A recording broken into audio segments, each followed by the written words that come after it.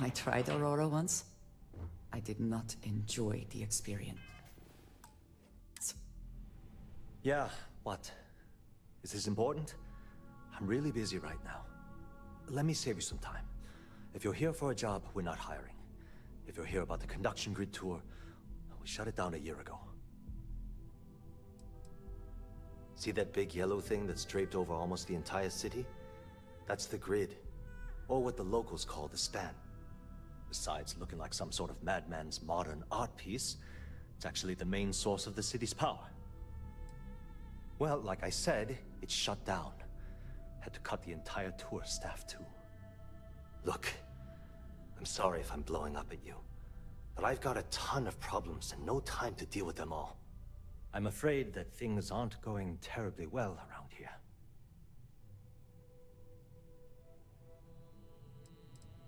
Why? Because I'm sick and tired of putting on a corporate face and pretending that nothing's wrong. It's do or die time around here. We can either spin our wheels forever or worse, go under completely.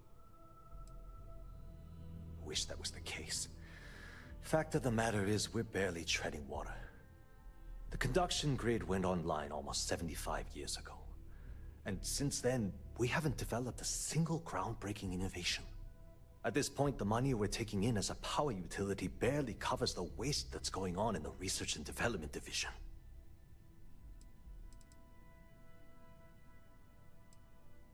No, of course not. We still produce smaller power systems and backup generators, but nothing even close to the magnitude of the conduction grid. Genodyne needs to come out with something spectacular to put us back on the map. If not, we'll remain stagnant forever, or worse. Unfortunately, no.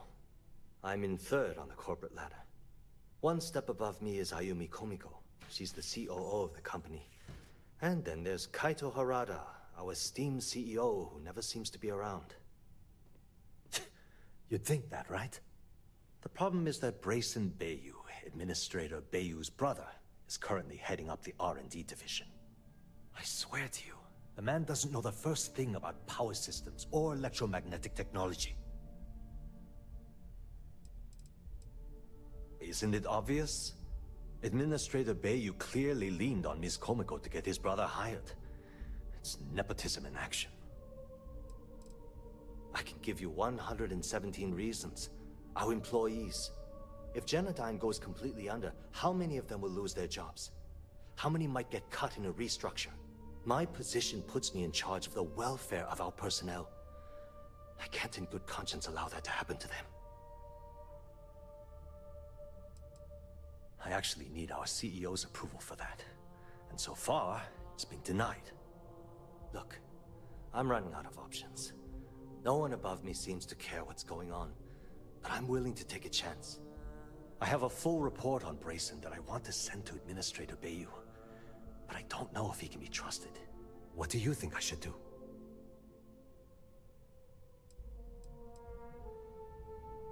It describes my aggravation with how badly Brayson Bayu is running the Research and Development Division.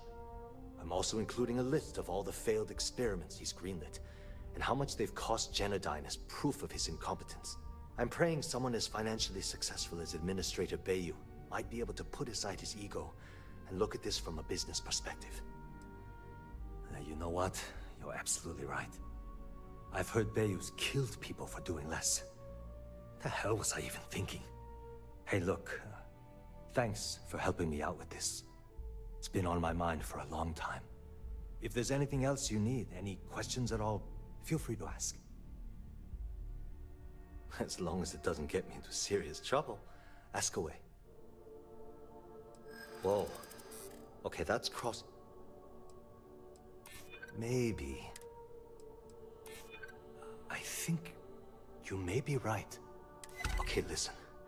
You didn't hear this from me, but I know she's up to something with Benjamin Bayu. He was in her office a few weeks ago, and they had some kind of shouting match. It got really heated until Bayu stormed out the door.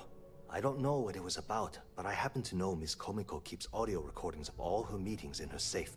And before you ask, yes, I'll unlock it for you.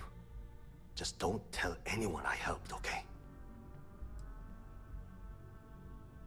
Because I'm sick and tired of the corruption that's running through this city. People around here spend half their lives terrified about being backstabbed, and spend the rest of it planning on how they're going to screw over someone else. Something rotten is going on in this company, and one day, I hope to find out what it is. She's my boss. She's fine, I guess. Look, like I said, I don't want to get into serious trouble. She might be a bit tough on all of us, but being responsible for Neon's power grid is a very stressful position. Sometimes that stress trickles down. I've only been working here for a few years now, and she's been my boss the entire time. Well, the big boss is our CEO, Mr. Harada. But I've actually never met him. He lives somewhere in New Atlantis, I think. Sure, no problem. Genodyne was founded in 2232 by the original designer of the conduction grid, Felicia Corbin. Working from her facility in Neon, it took her almost 25 years to get the conduction grid up and running. That was Genodyne's first and last major success. The span above the city is outfitted with a specially developed electromagnetic absorption system. When a lightning discharge hits the span, the energy is instantly distributed across the grid to prevent overload. The energy is then transferred through a series of polyphasic capacitors and rectifiers to ensure all of the negative and positive strikes are equalized. At this point, the energy is clean, and it gets stored in massive storage cells in Neon's underbelly, from which it's parceled out and used for power. That's an excellent question, and the answer for it is surprisingly simple. The conduction grid is only effective in lightning-rich environments. That's why Volai was chosen as its primary development site. Genodyne has always hoped to adapt the grid's absorption technology for other applications, but nothing public has ever been announced. It was great speaking with you. Sorry, I'm busy at the moment. Keep it moving.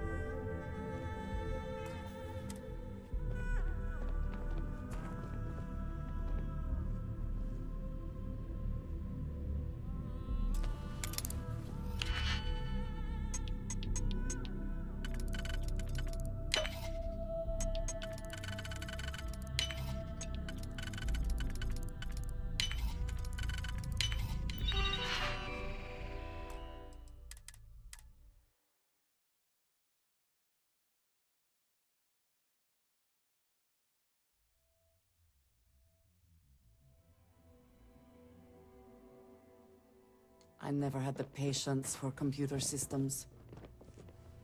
Can't talk, I've got a deadline coming up. The way things are looking at Genodyne, might be time to polish up my resume. Haven't met our CEO, Mr. Harada? Me either. He's never... What? I'm working here.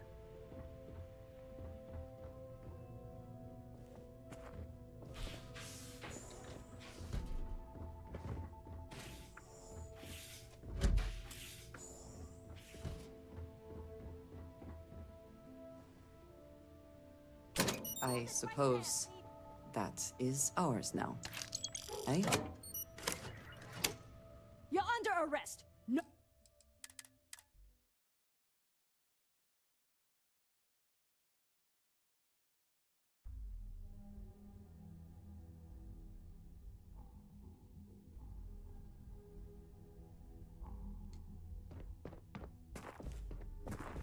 If you'll excuse me, I have a deadline to meet.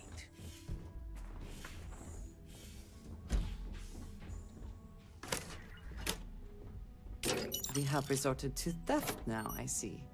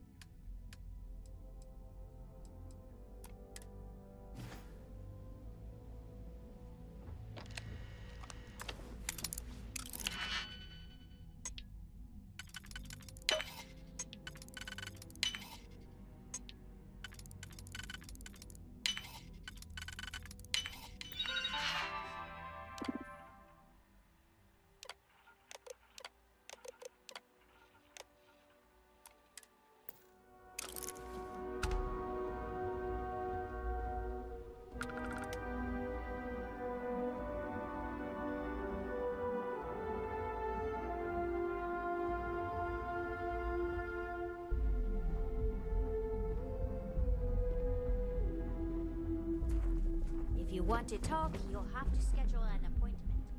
Sorry, we aren't hiring it, as long as it does.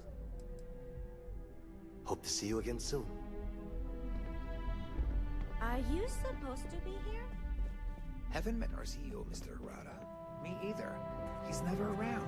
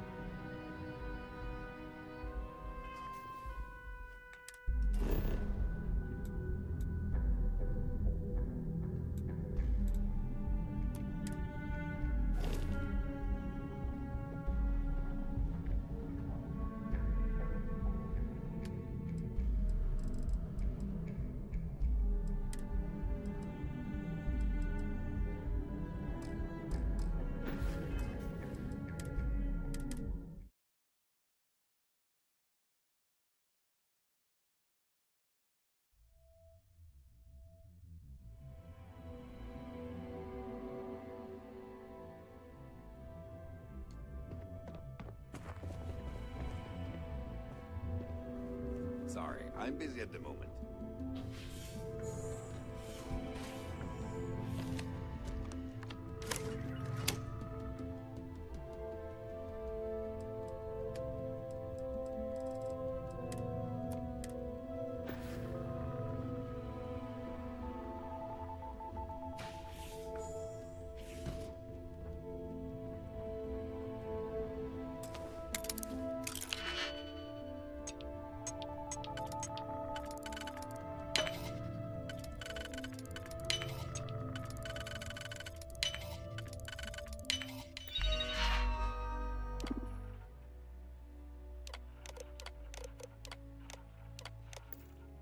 I never had the patience for computer systems. You're out there a lot, right? Space? Just do a solid favor.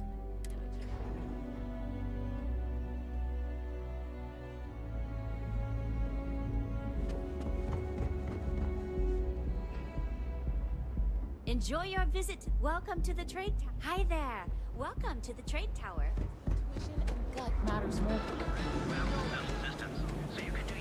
This ship doesn't.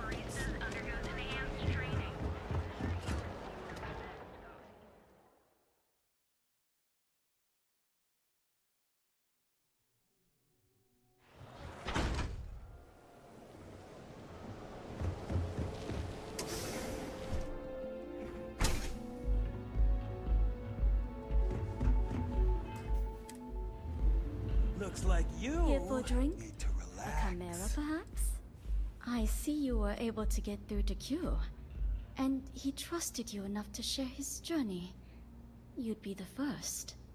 The first moment I saw Q, he reminded me of my big brother, Jun Seng. Like you, Jun fought long and hard to get where he wanted to be. In his case, a commander in the Freestar Collective military. Sadly, we lost Jun in the Colony Wars conflict. I suppose you could say that saving Q was my attempt at holding on to a memory from the past. You people should leave her alone. What do you want with her? Not that it's any of your business, but we're very close. We're in love. I refuse to let anything bad happen to her, no matter how much trouble she's gotten herself into. Yeah, sure. Tell me another one. You debt collectors are low-life assholes. She's broke, okay? Now get out of my club before I get really pissed off and have you thrown into the street. I suspect I would enjoy the attempt much more than you would. Oh my god. You're offering me money to betray her? How low can you get? Look, I'm getting really tired of this crap. Get out now. When I need the trash taken out, I call the strikers. They take care of the garbage around here. So unless you want to deal with the toughest gang in Ebside, I'd suggest you leave. Now. The Crimson Fleet? Oh my, I'm sorry. I had no idea. I didn't mean anything by it, really.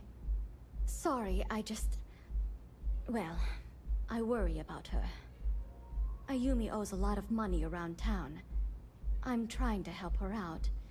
But, you know, I have a business to keep afloat. If you want to talk to her, you can find her in the members' lounge. You already have access, so you should know the way. Enjoy your drinks. Nothing beats getting zoned in the members' lounge. Pardon? You good? Yeah. What do you want?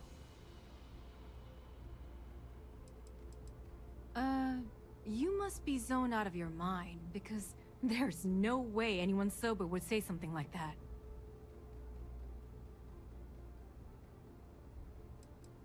You're serious? Okay, then let me ask you a question, genius.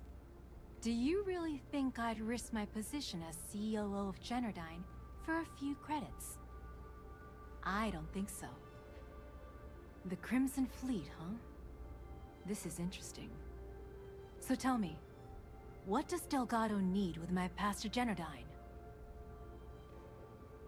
So, let me get this straight.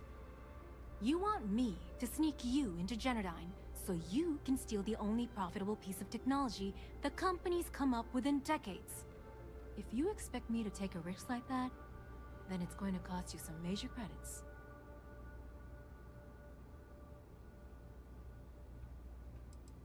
Do you have any idea what Benjamin Bayou would do to me if he found out we were even having this conversation? If I'm going to let you into Generdyne, I need a backup plan. Namely, money to get off-world, fast. You understand what I'm saying? I see there's no fooling you. That's still worth something, though. So pay up, or no pass.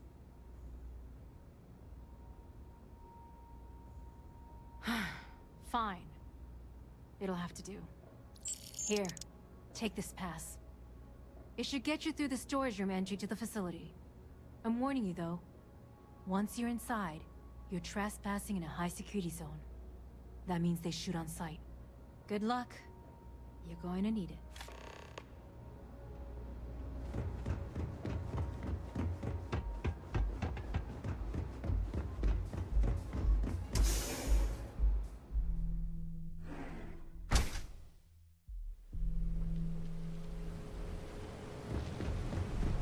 Not sure how much longer.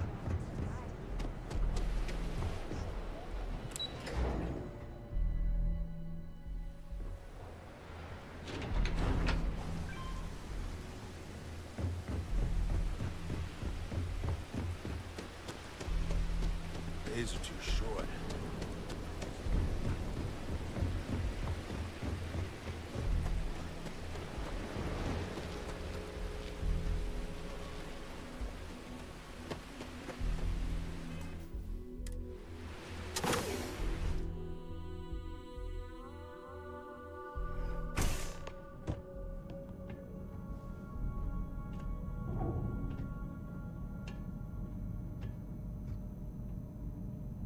I am glad we are on this side of the glass, for a variety of reasons.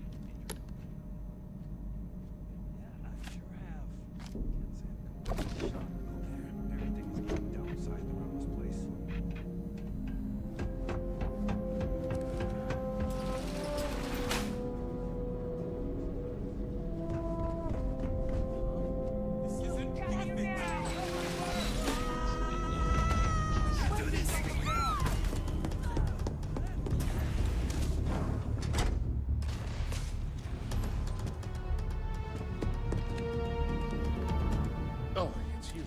If you want the encryption cipher, you're welcome to. When you access the computer... I knew you were coming. Look, there's no need to be angry with me. I'm not trying to trick you. You want the cipher? It's yours. At this point, I'd do anything to get back at my brother.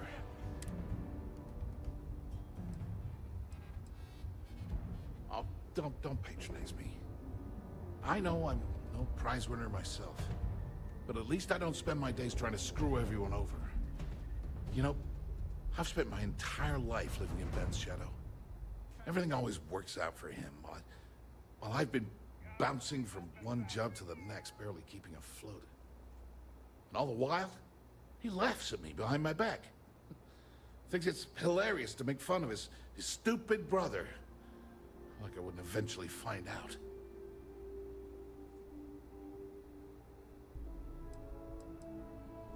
One advantage to being perceived as stupid is that no one takes you seriously.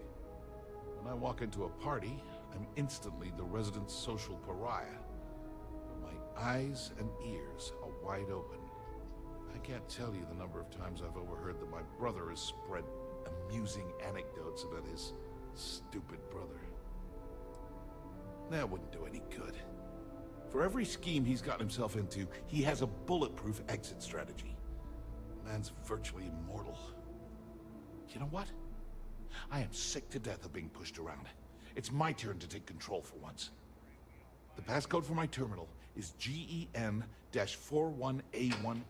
That should give you access to the cipher and whatever else you need. I'm getting out of here while I still can. After you're done, I suggest you do the same. Because he's a two-faced son of a bitch, that's why. It's not like I should be surprised. When we were younger, we never got along very well. I mean, he's 11 years older than I am. We had two different mothers. Might as well have been from two separate families. Well, there's a reason for that. I never knew my actual mother. She was my father's mistress. And I was told she vanished from Neon when I was only 2 years old. Ben's mother, she didn't give a crap about me. Wouldn't even let me call her Mom. I just had to call her Liliana. Can you imagine? And then there's Dad. So buried in the day-to-day operations of Neon, he didn't have time to pay attention to his bastard son.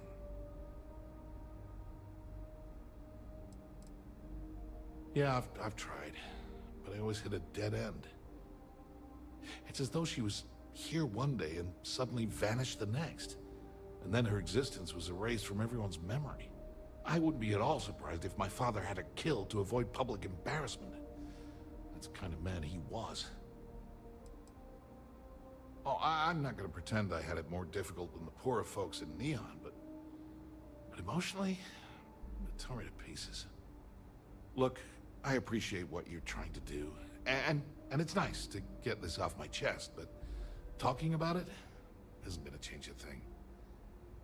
That's why I gave you the encryption cipher. Anything I can do to stick it to Ben, that's the real therapy. As usual, you can thank my dear brother for that. At first, he made me deputy administrator. That went well, until I wouldn't cooperate with Owen Dexler and all of his thugs at Neon Security. Then he had me work with Valentina over at Xenofresh, helping with Aurora distribution. Until she pinned a credit skimming scam on me. And now, here I am, chief technician at Generdyne. And I don't even know the first thing about electrical engineering. On a scale of 1 to 10, 1 being the worst, I'm at about, I don't know, a -8?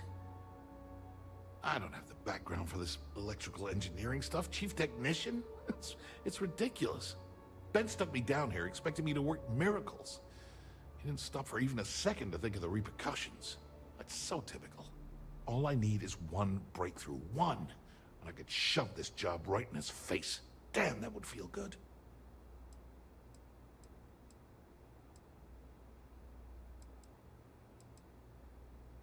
Of course. The storage tech that Dr. Corbin came up with. How could I miss that? Generdyne could make a fortune selling those to outposts for power collection purposes. It's perfect. Thank you for giving me that kick in the ass I needed to get going. Thanks again for the talk. Really helped.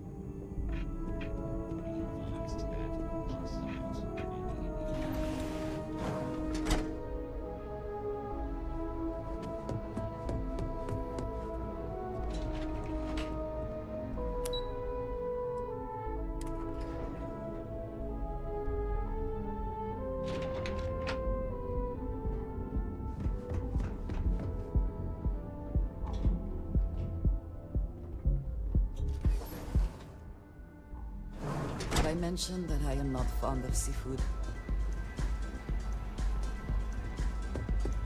Hi. Having fun?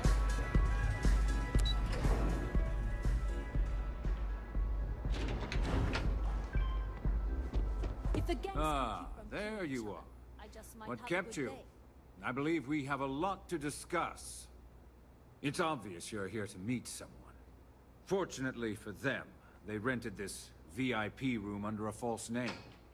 I assume that same someone provided you with that clever little virus you installed into Generdyne's systems. Well, yes. You didn't think your little foray into Generdyne would go completely undetected, did you? All too well. You know, I should give credit where it's due. That virus is quite impressive. It will cost me tens of thousands of credits to remove. That's the last time I'll ever take the Crimson Fleet's capabilities for granted.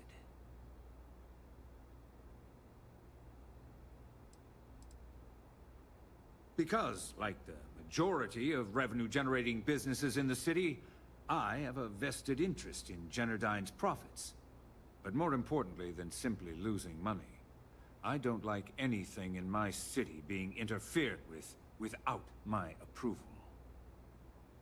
Probably. But do you want to know why that's not going to happen? It's because I don't negotiate with pirates. They don't understand commitments or contracts. How to get the deal done with finesse. No. For your kind, it's only brute force and violence. Shoot first, take whatever you want, and ask questions later. That's not how I do business. That's what they tell me. Look, I'm not here to debate. I'm here to make an offer. All you have to do is tell me who's profiting from the virus you've uploaded. In return, I'll let you leave the city alive. That is an offer? Your negotiating skills are impressive indeed.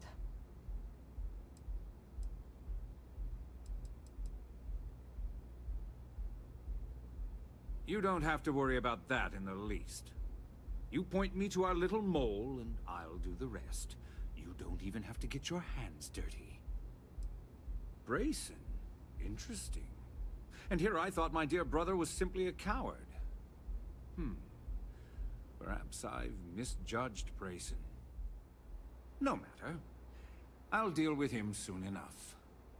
There's never a shortage of underlings and sycophants, but family is limited. He would do well to remember that.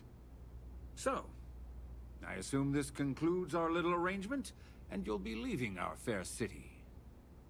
Oh, when you get back to the Key, be certain to give Neva and Delgado my warmest regards.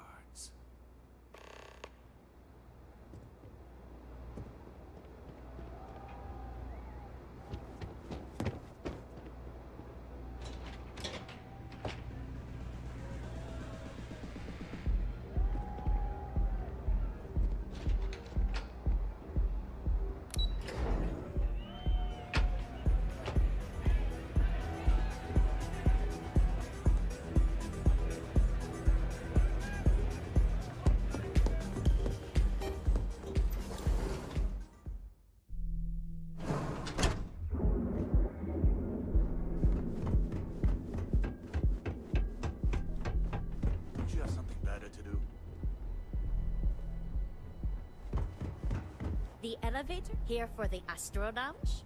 Enjoy yourself.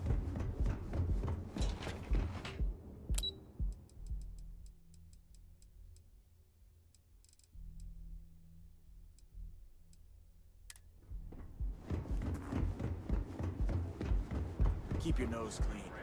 Last thing I want is in charge.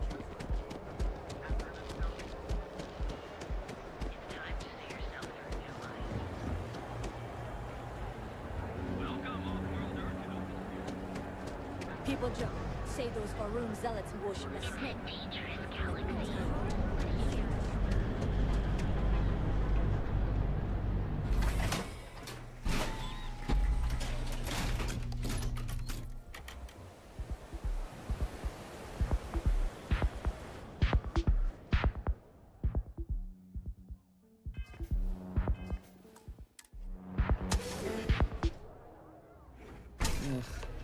I do not understand how anyone can tolerate the lights and the music for long.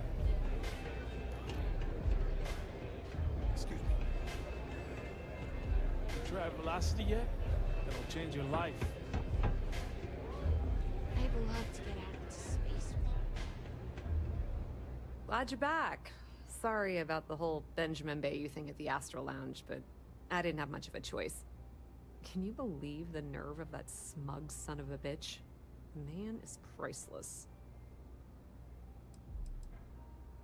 Well, I was hoping we'd celebrate your return with some drinks and a pile of Aurora. I was about to start partying early when Boone Morgan tipped me off that Bayou was on his way down with some neon security goons. I'm pretty sure I missed him by less than a minute. Left a ton of good stuff behind, damn it. So I've heard. Throwing Brayson under the bus like that. Ouch. Yeah, I'm pretty much dead in the water at this point. Since Bayou flagged the virus, I can't risk accessing the system now. All that work I did trying to crack Generdyne is gone.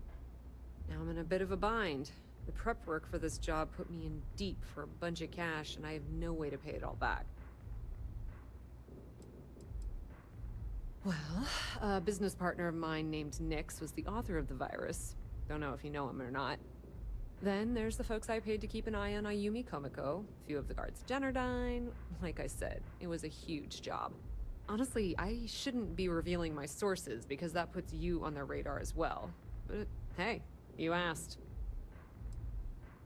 That's pretty cool of you to offer, but I know what he's gonna say. Sorry, Estelle. This was your scheme. You're on your own. Believe me, he's not gonna be much help. Look, I was hoping you'd pick up on what I was trying to... Can you cut me in for a little bit of cash you're making on this job? I mean, I did get you inside and practically hand you the data on the grid. Some small amount of compensation seems reasonable, given the circumstances. I appreciate that. I really do. Having each other's back is what makes the fleet stronger, you know? How much are you willing to part with?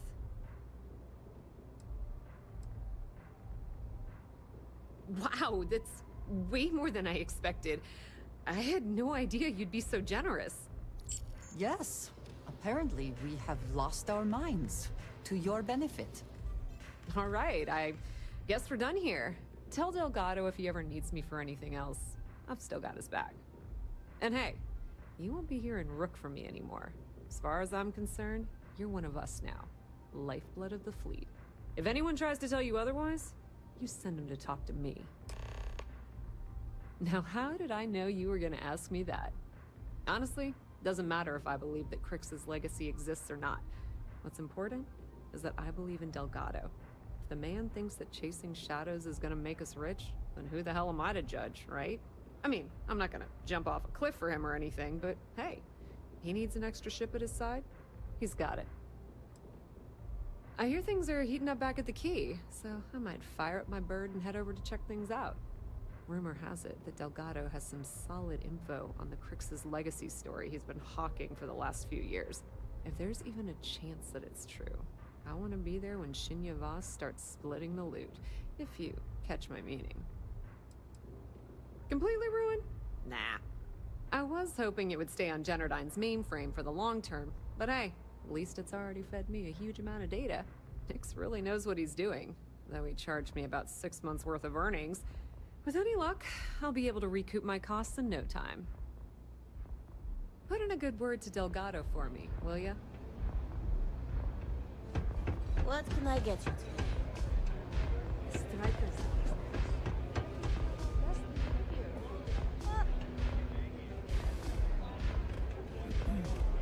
Pull up a jar and I made a fresh.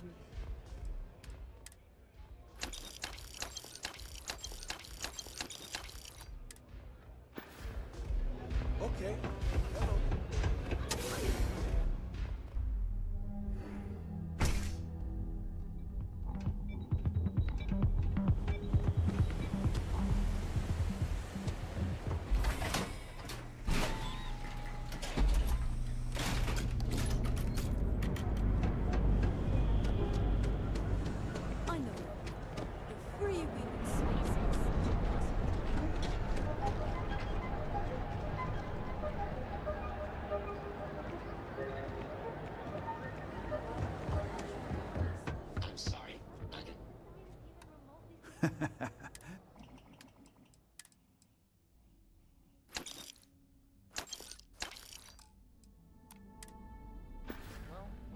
Door's over that way.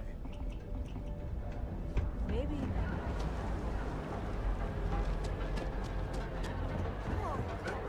Their music wherever it's played. Neon is for indulgence and decadence. I am both disgusted and impressed.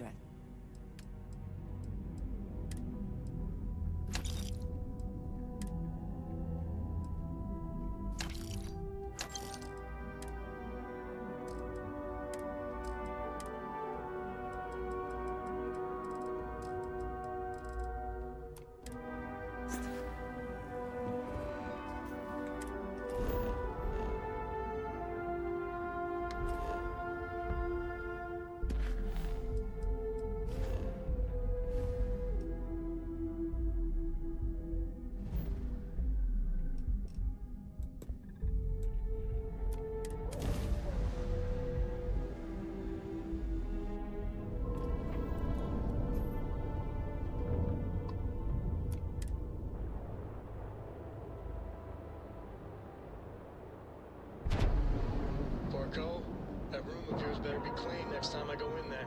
I'll get to it, Dad. I promise. Perfect.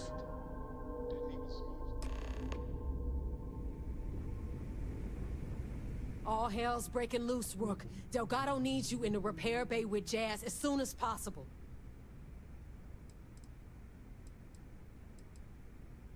Hooray! You got the conduction gizmo. You did exactly what we asked you to do. Good work, pat on the head. Are you ignoring me or something? I just said there's an emergency. Oh, that's hilarious. You're a real comedian, you know that? Now get your ass to the repair bay. Go!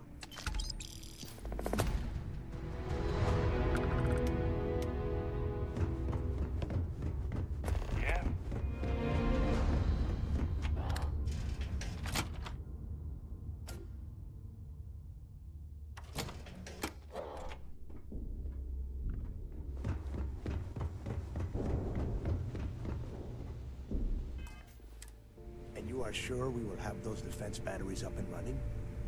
No, I'm not sure. They're in bad shape, Del. Really bad shape. I'm already using duct tape and spit to keep the station from falling apart, and you want me to pull a rabbit out of my hat? I don't want to hear excuses. I want to hear that it's going to be fixed. Period. Get it done.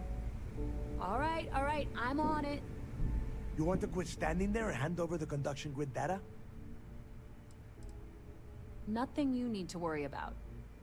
Stay in your own space lane and let Jazz do her damn job. Now, do you have what we sent you to Neon for, or not? Ah, perfect. I'll take that. Dependable as always. Unlike some people we know. Oh, that's real funny. All right, listen up because I don't want to repeat this twice. We've gotten word that UC SysDef is massing somewhere nearby for an attack on the key. While we prepare for their arrival, I want you to head straight for Bannock 4 and bring Crix's legacy home. Oh my god. Haven't you been paying attention? The only reason half the fleet's captains haven't scattered across the settled systems is because they're waiting for their part of the score. No money means no protection. No protection means we are done when SysDef arrives. Simple enough for you? I have a very reliable source at Mast. They were so concerned that the threat was real, they actually jumped the information out to us right away. Just slow down and listen before you jump the gun and ruin everything. Lay it out, Jess. All right, first things first. I'm gonna upload this data you snagged from Generdyne into the Key's databanks. All you need to do is build and then install a conduction grid module onto your ship. Oh, and if you haven't already, you'll need the comm spike module installed as well. Oh, is that all? And here I thought this was going to be a challenge. Once your ship is ready, jump out to Bannock 4, board the Legacy, and bring us the cash.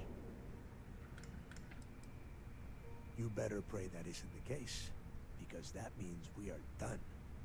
As in, no more Crimson Fleet. Everything you'll need for ship repair and construction is down in Jass's section of the Key. If you have any questions about the modules, she'll have all the answers. Of course there's a catch. What, you thought this would be easy?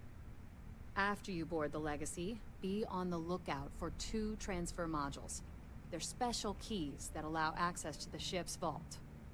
Once you locate the vault's control center, hook up the data core I'm gonna give you, and download everything they've got. And before you get any bright ideas, like running off with the money, that currency is going to be heavily encrypted. Only a genius like Shinya will be able to crack that encryption, so bring it back here right away. That would be a first. I have yet to see encrypted currency that Shinya could not manipulate within hours. I mean, the guy plugs his body directly into his mainframe. He eats, breathes, and shits numbers all day. No, I'm not worried about it. Because those Galbank ships were carrying so much money they didn't even trust their own crew. Yeah? I sure hope so. Look, I'm gonna make this real simple for you. If that money ends up anywhere but the Key, I will hunt you down and pry it out of your dead hands myself. Now get moving. The toughest nut to crack is if UC SysDef brings in the Vigilance. That Commander Ikande has himself a hell of a ship there. Advanced shield tech, bristling with weapons. I would love to see that thing burn. If we hope to stand a chance against it, we need those defensive batteries, and Crix's legacy. You've met some of them already. Mathis Castillo, Yevgeny Rokov, Juan Dayu, Estelle Vincent, and Adler Kemp. They might feel like independents to you, but each one of them has a stake in the Crimson Fleet, and each one of them wants a cut of the wealth. I am sending word out to every able-bodied captain that they are needed. We'll see how many answer the call. The Crimson Fleet isn't really a fleet. It's an ideal, a principle that Krix sought to set up so that pirates didn't infight over scraps. Over time, that notion has been lost. Captains have been turning their backs on the fleet, doing jobs on the side, killing each other. Bringing Krix's legacy back to the fleet would be like validating everything Jasper Krix believed in. And I'm certain it would unify us once again. Of course, it wouldn't exactly hurt to have all that extra money at our disposal. But I think you catch my meaning. Come back with Krix's legacy. I need to get those defensive batteries online, so make this fast. The comm spike traces and decrypts coded signals. As long as you have the transponder ID, you can track pretty much anything. That file you lifted from the Galbank archives contained the Legacy's transponder code, which I'll program into your nav system. All you have to do is get within the vicinity of Bannock 4, and the comm spike will automatically point you to the target. Cute toy, huh? Well, you already know that the conduction grid does a pretty nifty trick. It absorbs extreme voltage and converts it to usable power on Neon. The version for your ship can still absorb incoming electrical energy, like, say, the EM field surrounding Bannock 4, but it can't store the power. Instead, it just scatters the EM harmlessly away from the hull, insulating you from frying every circuit aboard. As a nice side effect, I'm betting the module will make your ship somewhat EM weapon resistant and boost its shield regen. Lucky you. There are 3 defensive batteries, basically high-powered military space turrets, triangulated around the key. They were part of the UC's original defenses for the station. Pretty effective, too. Can put some serious hurt on enemy spacecraft. The good news is that the batteries have an incredibly wide field of coverage, so they can pick off ships trying to reach the key from any vector. The bad news is that they're 100-year-old tech. They keep breaking down and are expensive as hell to keep operational. Not a problem. Conduction grid data is all set up in the system, so it should be an easy install. I bet you would. I'm just kidding. Let's take a look.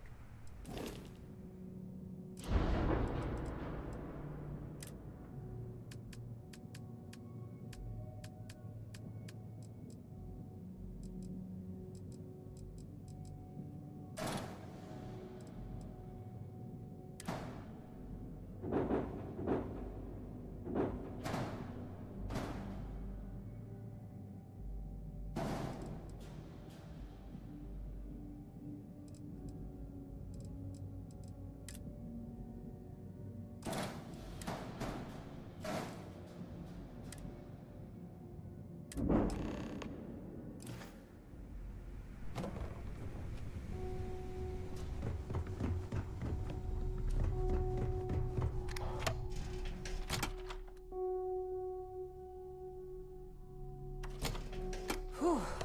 Always a satisfying moment to return to your ship. I don't trust shielding.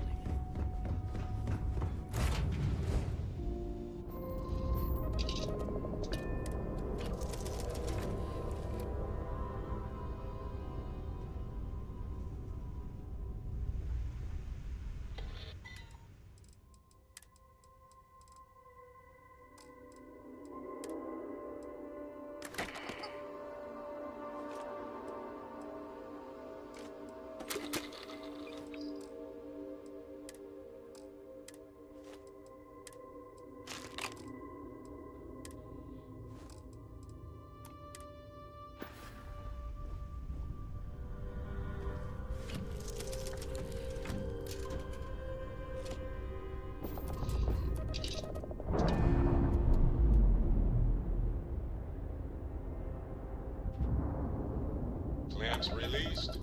Air pressure stable. Thrusters are a go. Ready.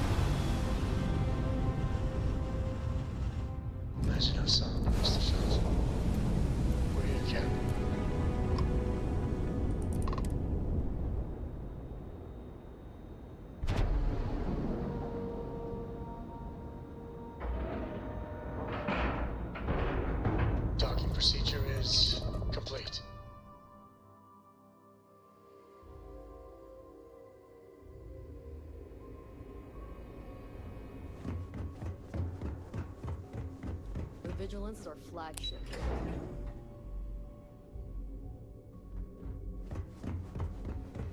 All support ships have arrived, Commander.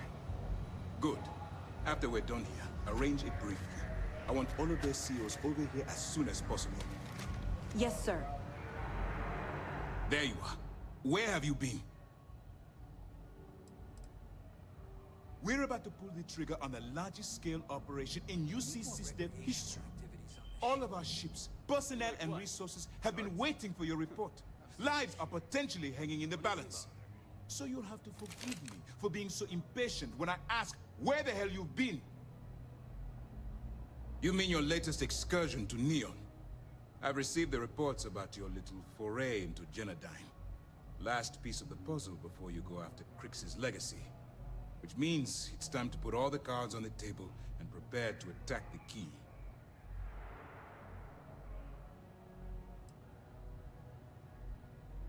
Good. The more confusion and panic we cause, the more damage we can potentially inflict. Before you jump to Bannock 4, I need to make one thing abundantly clear. The credits from that Galbank transport cannot reach the fleet. You have to bring them here at all costs.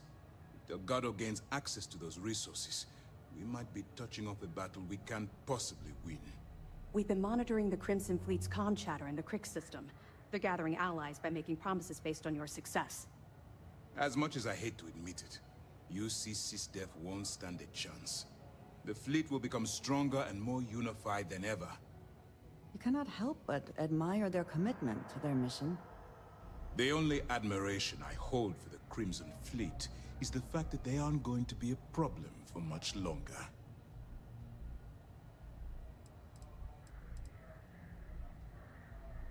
I've always known that when it came down to it, you'd do the right thing. All right, I guess this is it. Do whatever prep you need to do aboard the Vigilance, and then head out to Bannock 4. When you return here with Crix's legacy, we'll begin the attack. Good luck. During the end of the Narion War, the money was destined to bolster the Freestar Collective's coffers. Even though we were rivals at the time, and I suppose we still are to some extent, the credits still rightfully belong to their people. After the money is turned over to Master, I'm certain arrangements will be made to return the money to the proper authorities in Aquila City. The evidence you've been bringing to Lieutenant Toft has been instrumental in convincing the brass at Mast to greenlight the attack. They've sent us support ships, extra troops, weapons, all on account of your role in the operation. To put it simply, if it wasn't for you, this operation would be at a standstill. Our directive is simple. We are tasked with the eradication of space piracy in the settled systems. As the chief source of pirate activity, the Crimson Fleet is our primary target. Stay focused and be careful out there. Has something on your mind? Even as long ago as the Narion War, Galbank used an extremely potent level of encryption on their currency. Unfortunately, the unlock ciphers are lost to time. However, if you can bring us one of Galbank's old transfer modules, I know it would help. Don't worry, I'm sure some of the techs at Mast will be able to work with whatever you bring to reverse the encryption. Anything you can tell us would be helpful. Damn it. I was afraid of that. I'll warn our ships to use looser formations. Hopefully Durand isn't as clever as she thinks she is, or you can help us take the batteries down when the attack begins. Was that all? Yeah, I heard they even sent word to some of the contacts you met. They're writing an awful lot of checks they can't cover without Crix's legacy, but we'll be ready for them. Anything else? Okay, well, if anything else springs to mind before you leave, please let me know. We'll see you soon. You doing all right? Feels like we got maybe one more.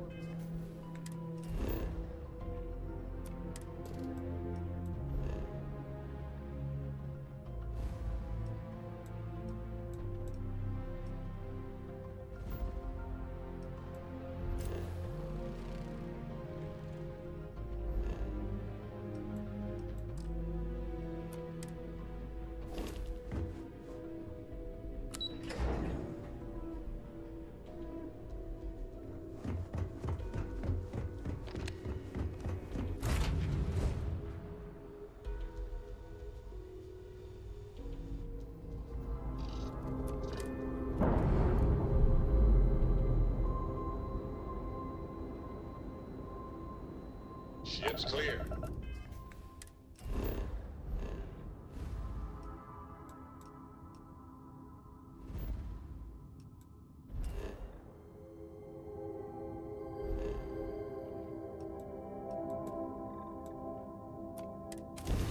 It's just us among the stars again, Captain.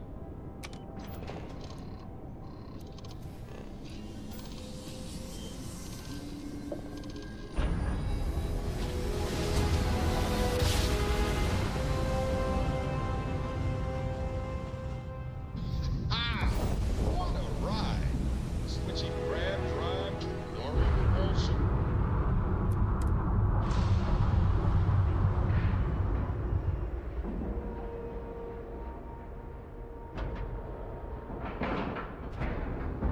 Board is clear. We're docked.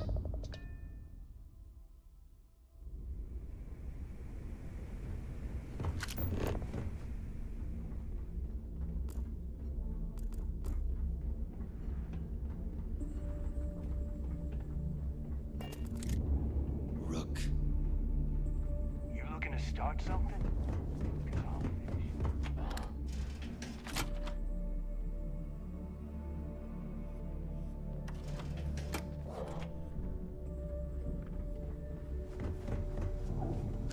Yeah.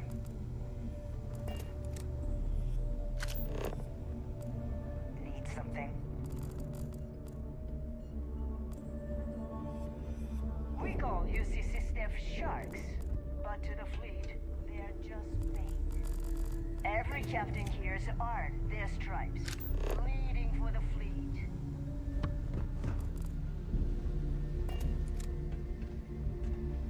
I heard Isla's sister is some hardcore mercenary. I wouldn't get on her bad side.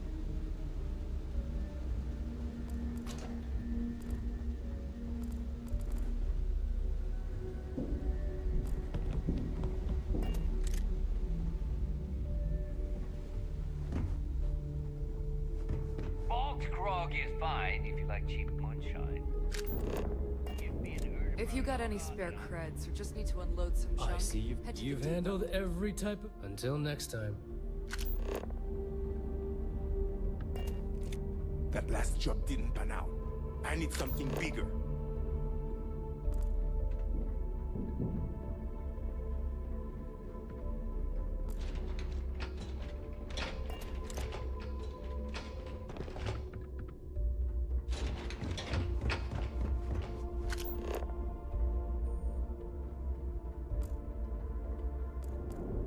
Smuggling, stealing, pirating. There's a lot of ways to earn some scratch and rep.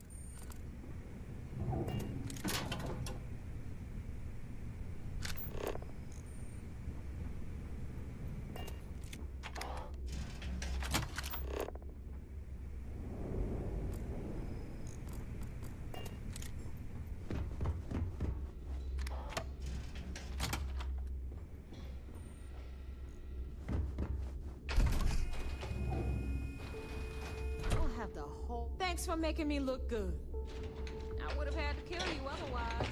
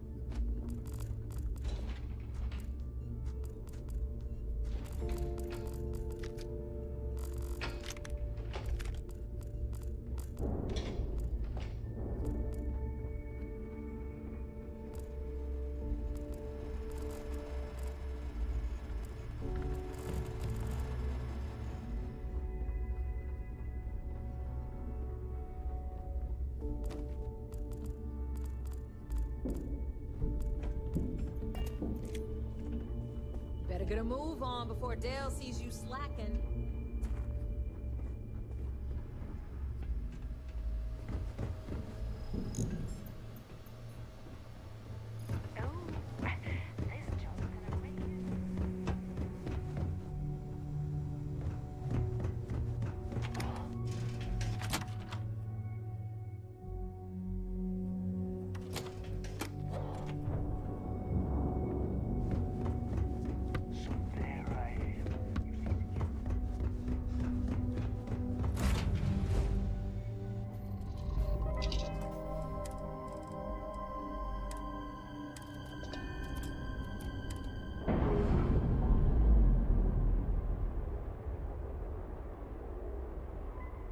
Ship's released.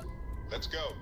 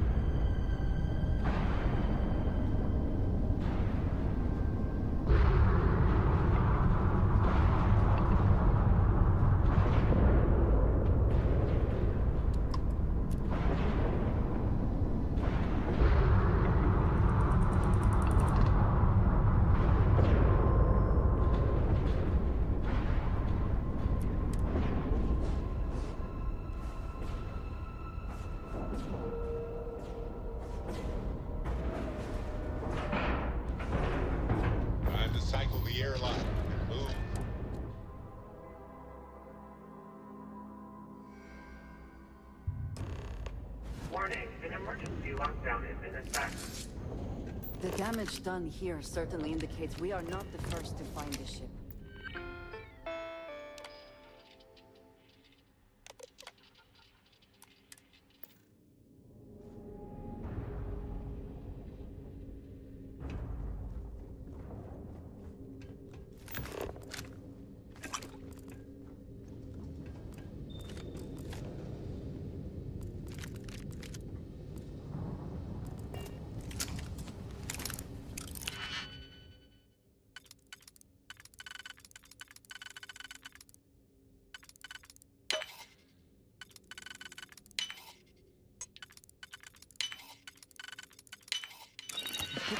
And succeed at that before we are discovered.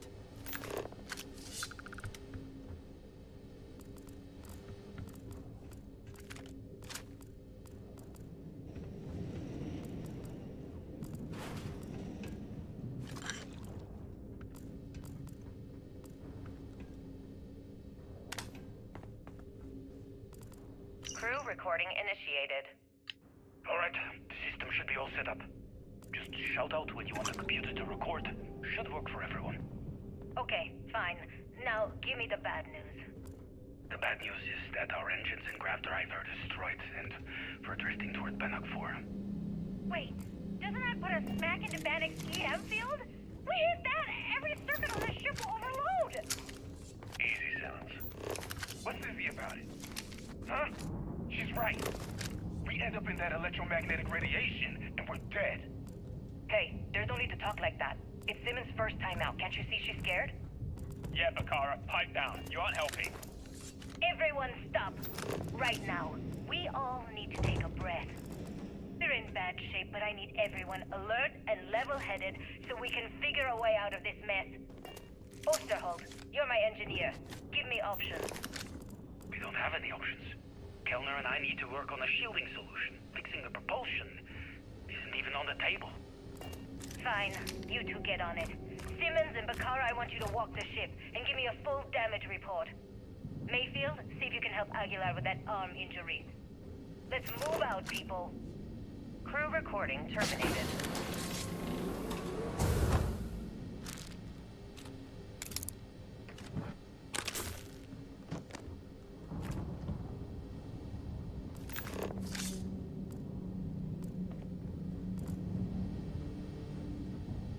Everything here appears Crew recording initiated. sound. I wouldn't go The crew near must have Osterholt. remained trapped He's for some drunk and time. he's got a pistol. An unenviable fate. Oh my god, are you alright? Tell me exactly what happened. I was bringing Osterholt his food. When I got near the cred tank vault entrance, I found him sitting on the floor. Bottle in one hand, gun in the other. He say anything directly to you? Anything threatening? No, he just stared at me and kept drinking from the bottle. The gun wasn't even quite in my way. What's happening to him, Captain? What's happening to all of us?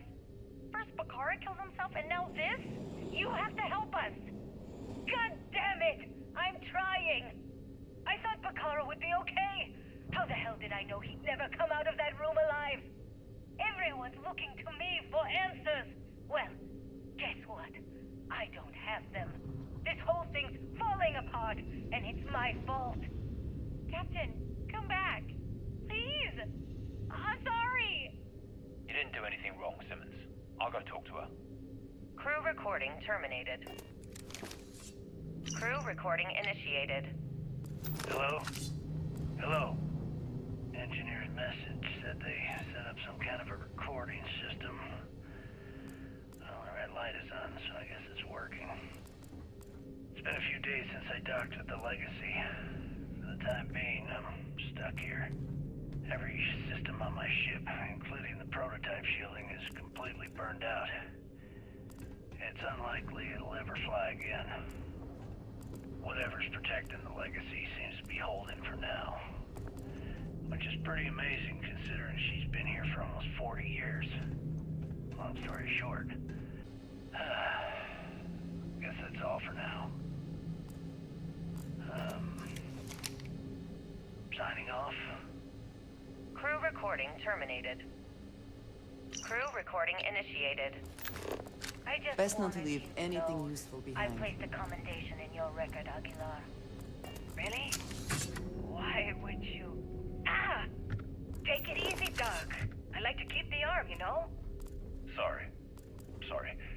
This field dressing's the best you're gonna get away from a hospital. Captain's right, though. You saved our asses, big time. You're the reason that we're having this conversation right now. That was a hell of a shot to see during the battle. This isn't necessary, Captain. I was only doing my part to keep us alive. Oh my God, Aguilar, take the compliment already. They had us on the ropes, shields down, engines down, escorts destroyed, then you hop on the one lousy gun we have on this crate. I'm not some kind of hero. We were just lucky, okay? Listen, I know losing Tremblay back there was hard, and that both of you were very close. But we have to move on and survive. That's easy for you to say. You still have Kellner. Everyone knows the two of you are together. Aguilar. You want to know the truth? Fine. Yes, we're together. But that's got nothing to do with what I'm talking about. I've lost 4 of my crew, and I'm trying to keep the rest of us alive and in good spirits while I figure a way out of this mess. So I'm sorry if I've offended you. Hope the arm feels better. Captain, come back. Not good, Aguilar. Not good at all. Damn it. Crew recording terminated.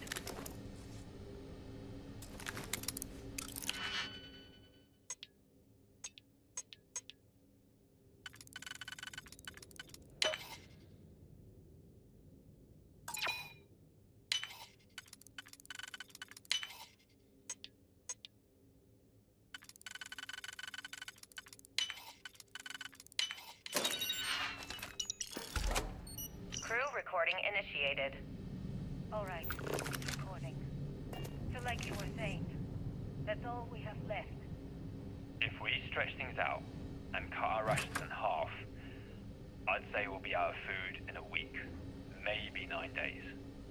How do I do it, Kellner?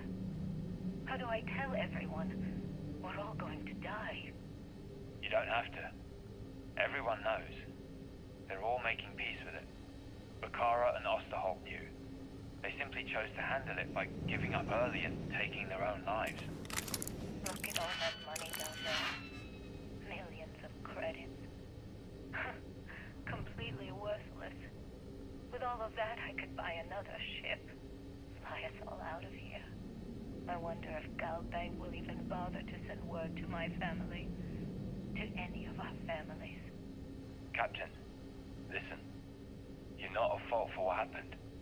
Those ships came out of nowhere. The fact that we've lived this long is a gift. A miracle. Which means we should enjoy every second of the time that remains. Right, crewman Kellner? My thoughts exactly, Captain. Come closer. I need you to hold me. Crew recording terminated.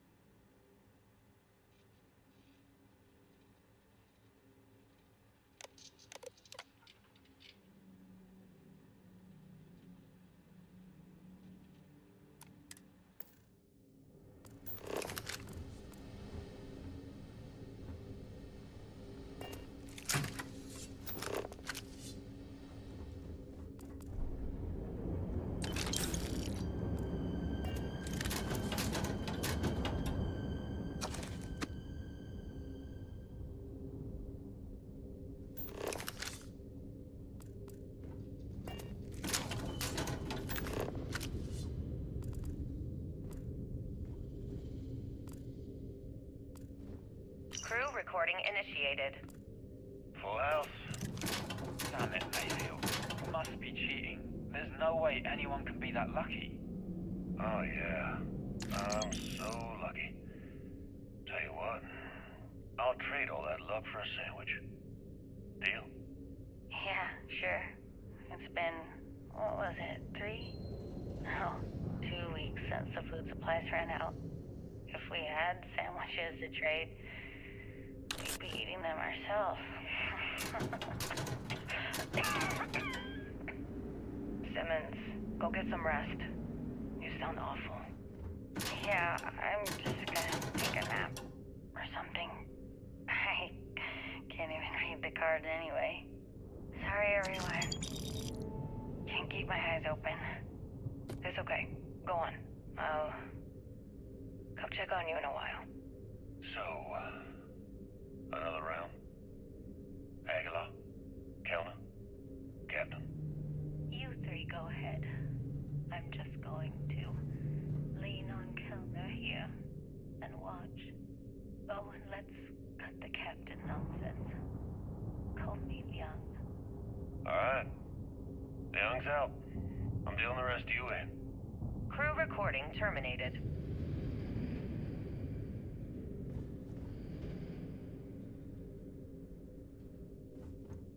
Crew recording initiated. It's day 20 since supplies dried up. And here I am, staring at an empty poker table. Our last game. After Simmons passed, we kept trying to get together at least once a day for a game. To keep our minds off of things. Kellner and Leong were the next ones to, step away. They wanted to be together at the end. Then it was just Mayfield. We played for hours. Now I'm alone. I just wanted to, leave this recording for anyone that finds the legacy trapped above Bannock 4. That's all. For now. Going to deal myself a few hands and call it a day. I miss you, Trembly. And I'll be joining you soon. GB Legacy. Signing off. Crew recording terminated.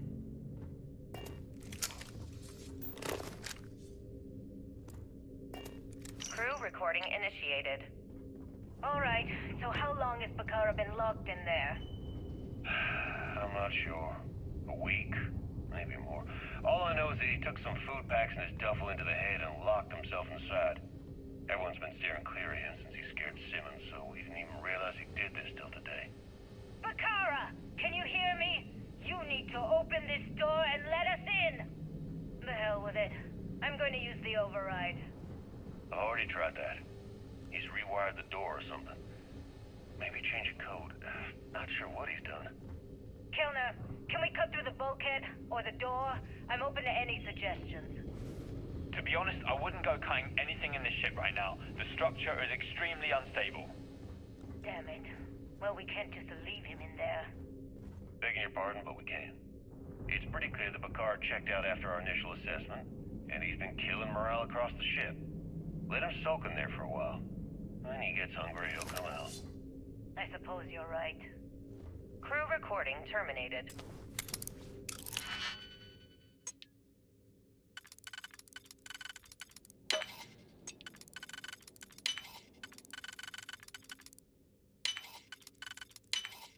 How quickly can you get that done?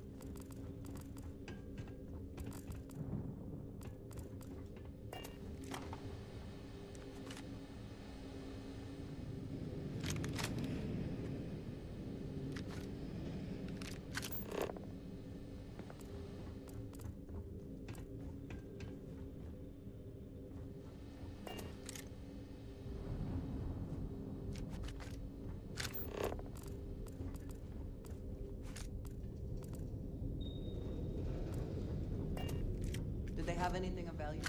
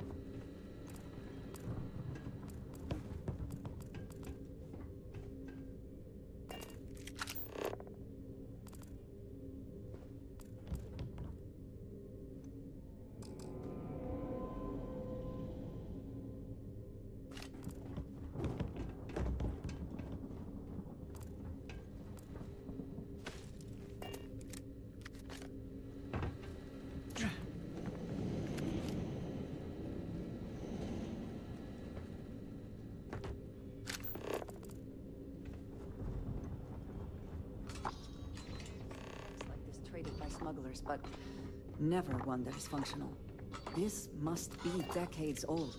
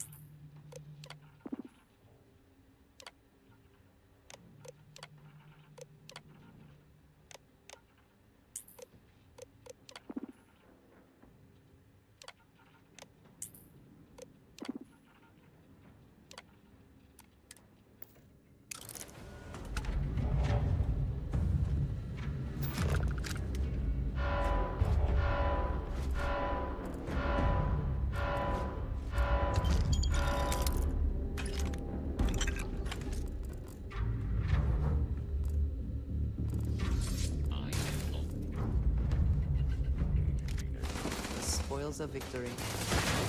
Hopefully they amount to something.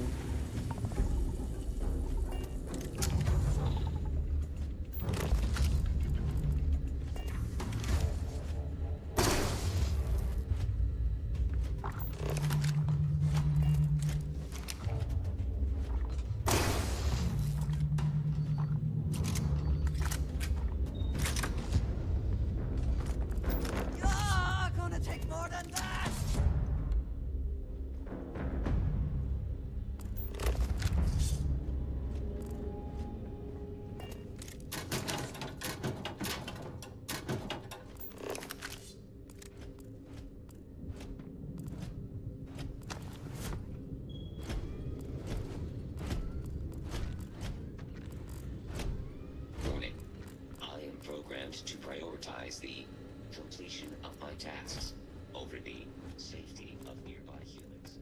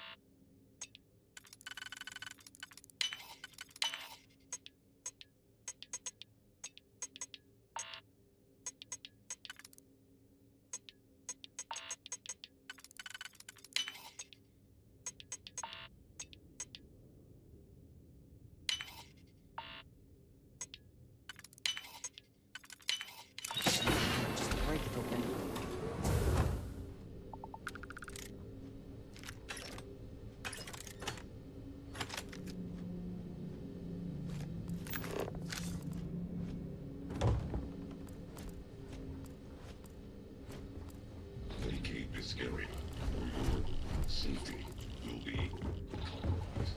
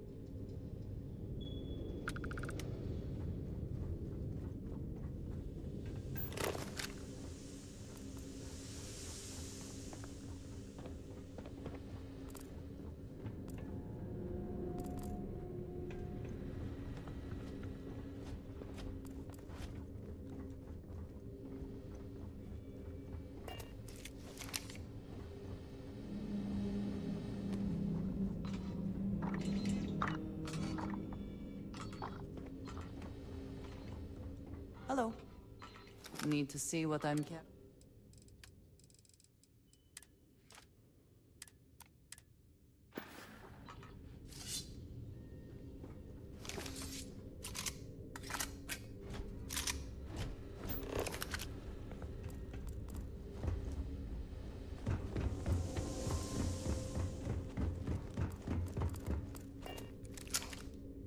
Winner takes all is the phrase, is it not?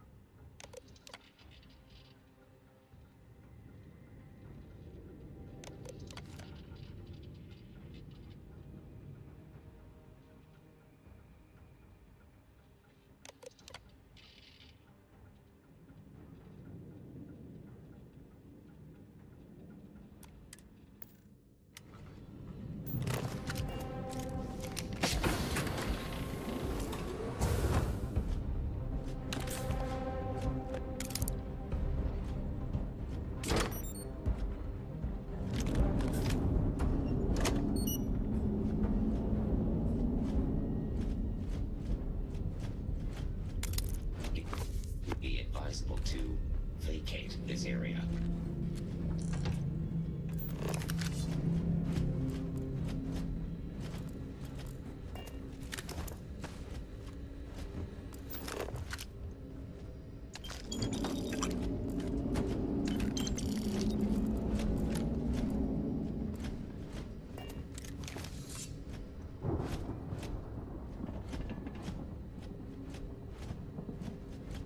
Potential hostile detected. Activating combat protocols.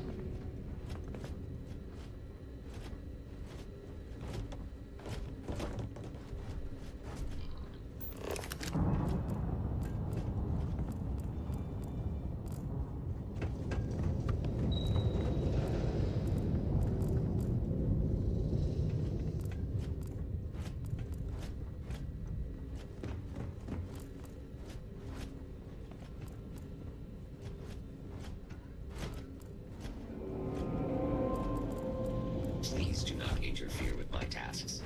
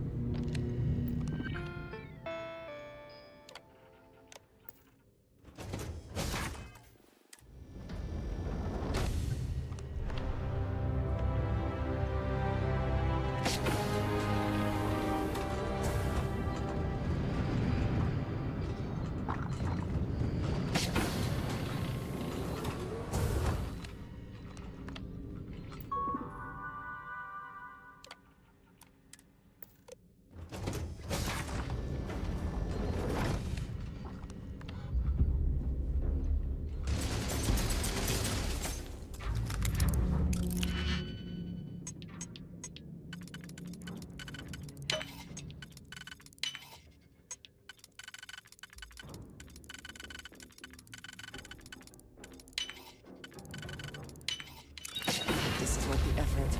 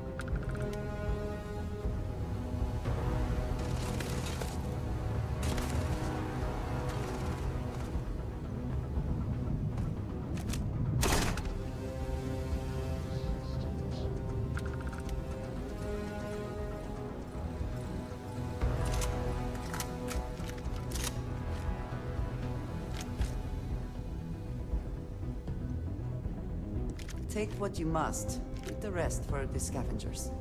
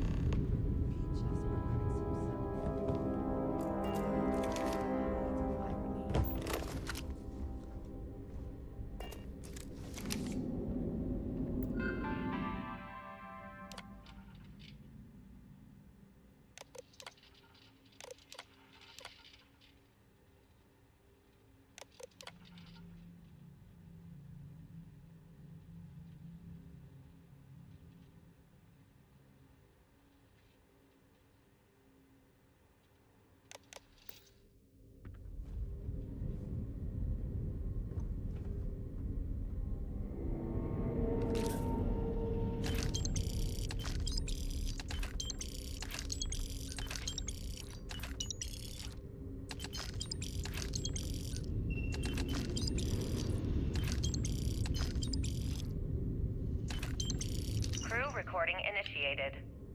Well, now, let's see. Another day's gone by. What's it been now? 6 weeks? Who the hell knows? Food packs from my ship are gone, so it looks like the clock's running down for me, and Issa wins. What a clever woman. I never saw it coming. I mean, I can't blame her. I was stupid enough to hand her the opportunity. Now the fleet's resting on her shoulders. I only hope she doesn't run the whole operation right into the ground.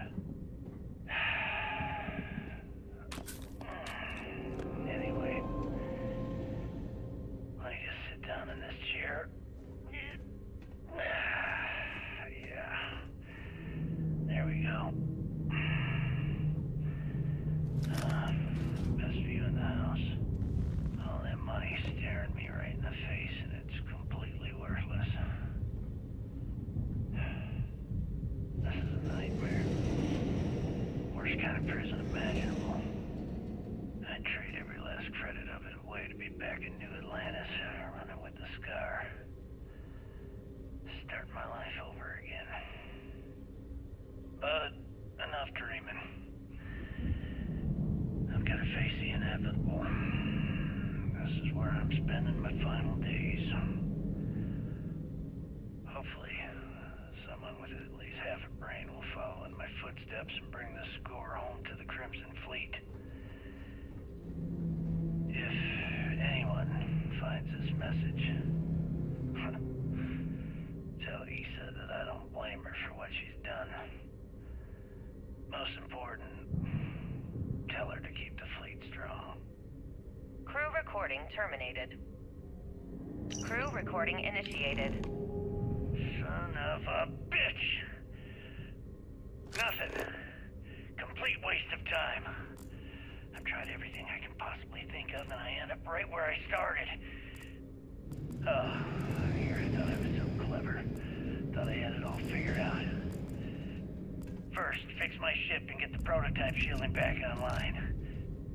Second, shunt the power from the cred tank array back to the system to drain the credits. And then third, haul ass back to my ship before the EM field rips apart the legacy. 3 easy steps, right? Only problem is, I'm stuck at step 1. Every system on my ship is dead, and there's nothing aboard this ship to use for repairs. I can't believe I came all this way, just to end up stuck here like the poor bastards who ran this ship. Actually, wait a second. Issa. Issa will figure it out. I told her where I was going for a reason. She's smart. She'll know something's up when I miss the rendezvous. After all, we're supposed to split the loot. All I have to do is sit tight and wait until she figures out that something's gone wrong. Then she'll come here looking for me. In the meantime, I should start rationing my food. I could be waiting for a while. Crew recording terminated. External communication detected. Automated recording system activated. Legacy, come in. This is Issa Meland. Are you there, Legacy? Holy shit. Issa, is that you? Issa, I'm here. Yes, I can read you. Jasper Creeks. You're still alive? You always were one tough son of a bitch. Yeah, I'm alive. No thanks to you. A month? Really? You left me to sit here and panic for a month. We said you'd wait a week, tops. Wait a moment. I think broadcasting from outside the EM field is interfering with my comms. Did I just hear Jasper Creeks the Great admit that he was panicking about something? Yeah. How about we cut the crap and you get my ass out of here? Come on, there has to be millions of credits here. We're rich. You know what? I think I'm going to pass. Right before you left, remember how you temporarily placed me in charge of the fleet? Well, right then I decided to make make the job permanent. All I had to do was make some alterations to your shielding plans. Mainly the footnotes where the lead technician mentions it needs more work. I even paid a tech to ensure a few of your ship's power connections were dodgy, just in case. Yet, look at you now. Frankly, I'm surprised those shields held long enough for you to make it through the storm. What the hell? You can't do this to me. I'm in charge of the fleet. How dare you? Blah, blah, blah, blah. Yeah, see, I thought I was clear. I'm in charge. You're dead. Well, I won't tell everyone that. I'll spin some story about you running off into the sunset with loot in hand. Oh, very romantic. The fleet will eat it up. You don't care about the credits? Isn't that what this is all about? Fleet is family, remember? If we can't depend on each other, then what the fuck is the point? You idiot. Don't you get it? Boarding the Legacy is a one-way journey. The technology simply doesn't exist to pull off your stupid eyes. And don't quote me the fleet's motto. I listened to that bullshit for years while you made deals and cut me out of them. You call that family? You know what? I'm glad you're alive. It's given me a chance to say goodbye. So, goodbye? There. All done. Isa? Isa? Are you still there? Answer me. Crew recording terminated.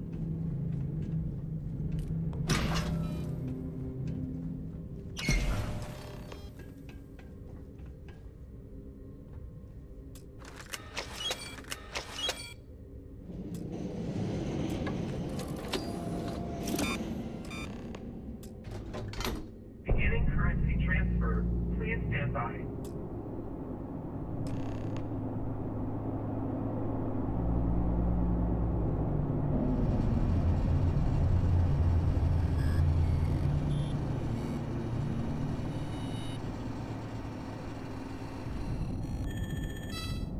Currency transfer complete.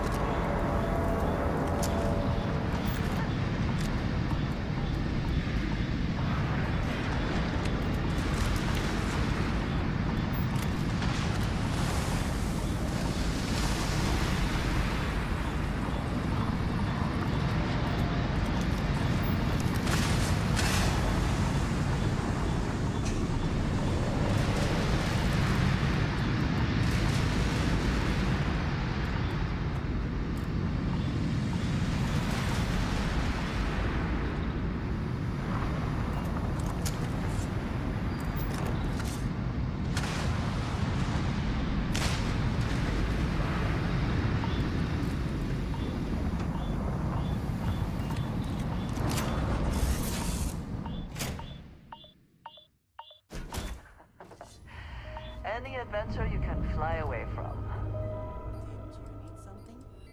Indeed I do. If there's anything you need...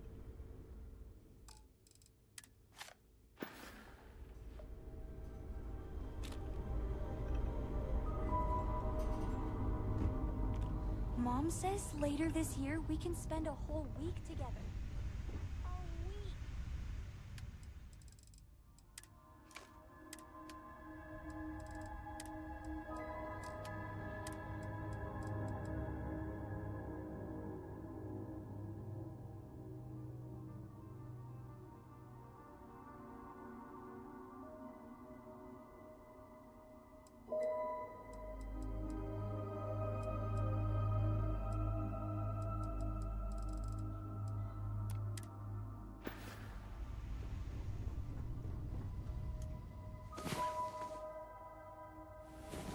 Come on. So, Miss Stay Up Late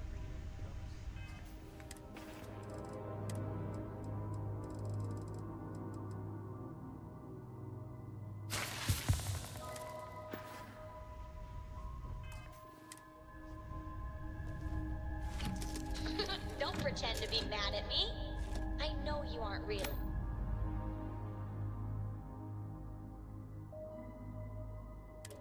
I learned that back on Earth, people used to use the stars to navigate.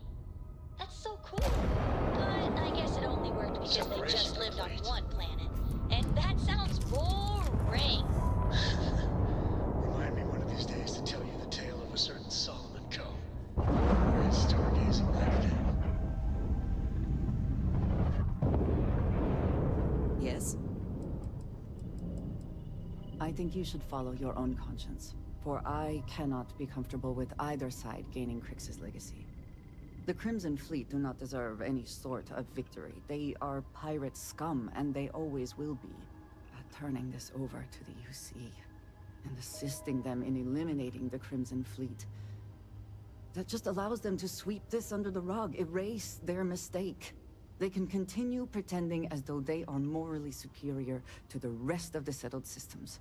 Truthfully, I feel like no matter who receives Crix's legacy, no one really wins.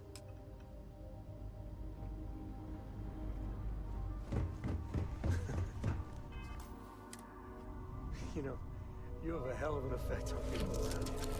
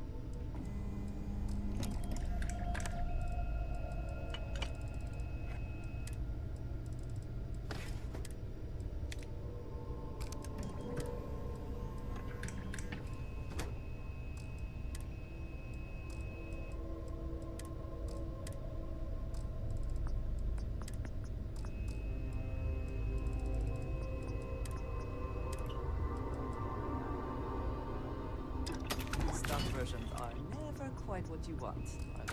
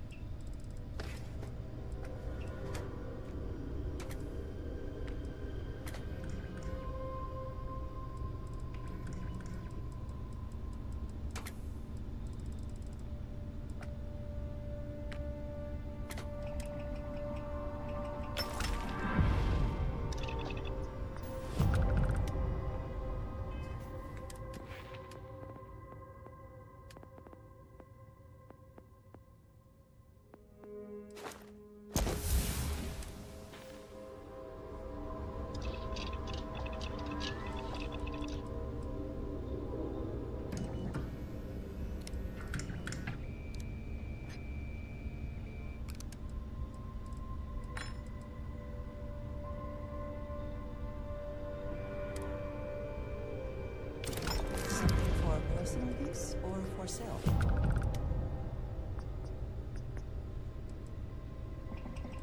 Can we speak for a moment?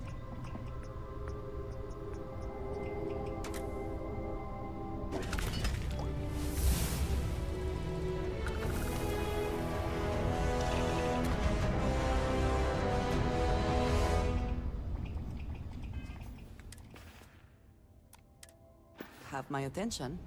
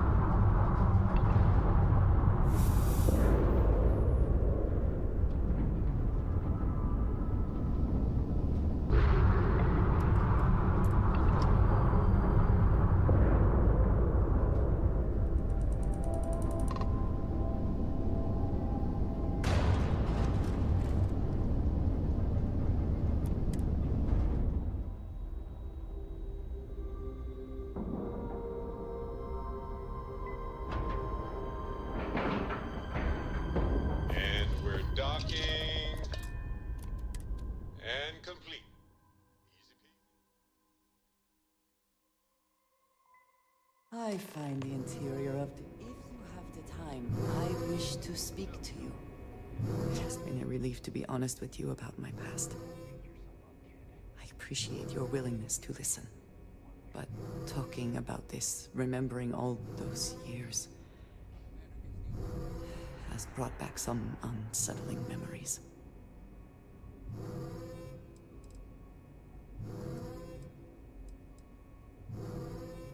Thank you. That means a great deal to me. I have told you that I spent many years coordinating with smugglers along the edges of the settled systems. There were men and women I worked alongside closely. And over time, I established relationships. They were not of the promised, but I considered them friends. It describes the people of House Varun. We who have been promised to serve the Great Serpent now and forever. In exchange, he promises to care for us when he returns to his domain. Yes, I have found that to be true. It was, and is, still a surprise.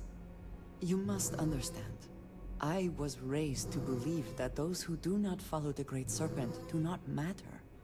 For they are lost, their fate is fixed and grim. And yet here were these men and women with hopes and dreams, delights and aversions.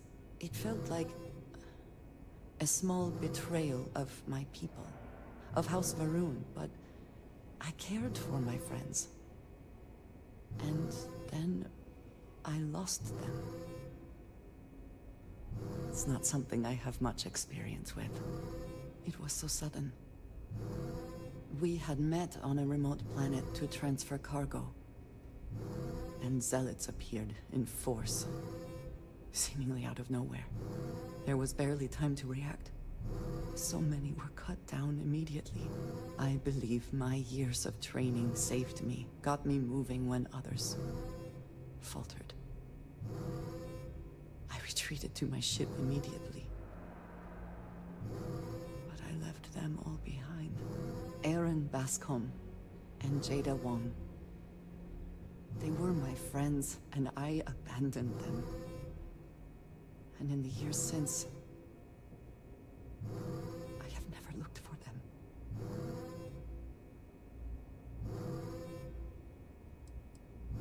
10 years.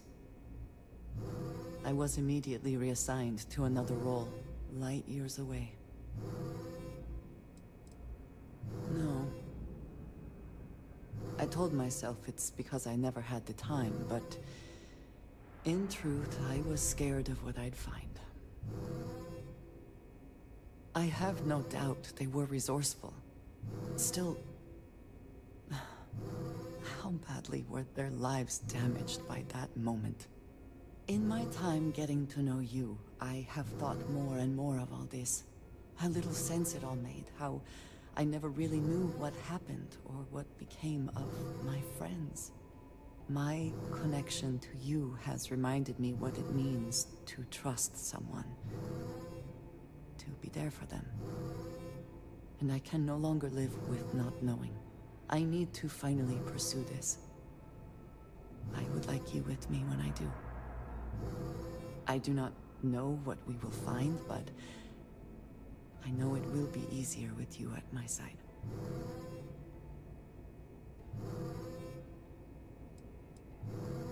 Thank you. That is...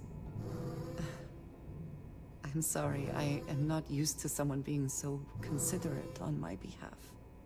I am not sure where they might be now, but I believe we should begin the search in Aquila City.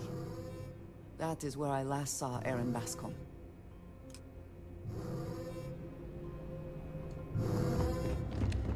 Fleet scouts.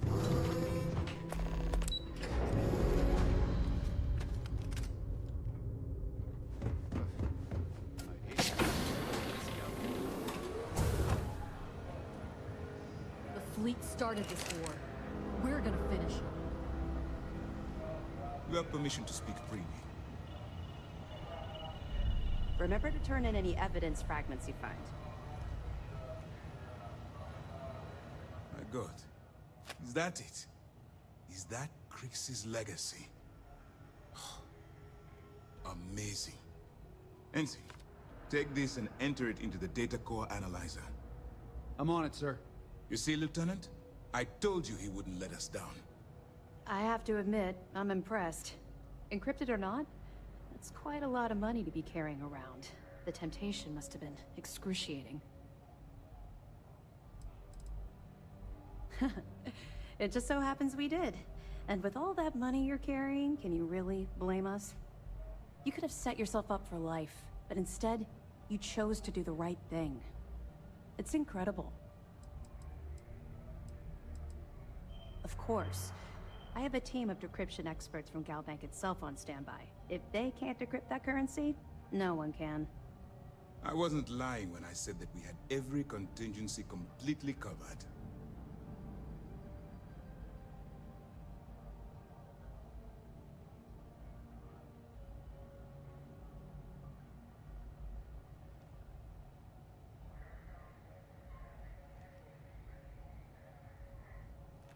Well, you came through. Now, on to other more pressing matters. We received confirmation that the fleet ships were scouts sent to probe our defenses. Unfortunately, one of them jumped away before you arrived. Which means that Delgado will have the Crimson Fleet prepping defenses of its own. There is little time then. Decisive action must be taken. I've spent years studying the Crimson Fleet's tactics. Their decision to sacrifice those smaller ships told me everything I needed to know. That's the plan. Lieutenant, if you wouldn't mind explaining our strategy. Yes, sir. The Vigilance is equipped with the latest in hyper-resistant shielding, making it the only ship that can safely approach the key. The catch is that the key has access to 3 orbital defensive batteries that can fire electromagnetic energy. One hit, and we lose those fancy shields. Our mission is to take out those batteries. In fact, I'll be personally leading the assault on Battery Alpha. I need you to be my support. But you won't be alone. This is where all your hard work gathering evidence pays off. Based on what we sent them, the leadership at MAST granted us an additional squadron. I've dispatched those ships to Battery Gamma. After we take out Alpha and Beta ourselves, we'll move to assist them. Ideally, we'd have enough to take on all 3 at once. But this will have to do. We've also given you a call sign, Renegade, to help coordinate our movements during the attack. Once those batteries are destroyed, you board the key and bring Delgado to justice. You won't come quietly. You do what you have to do. No, I don't.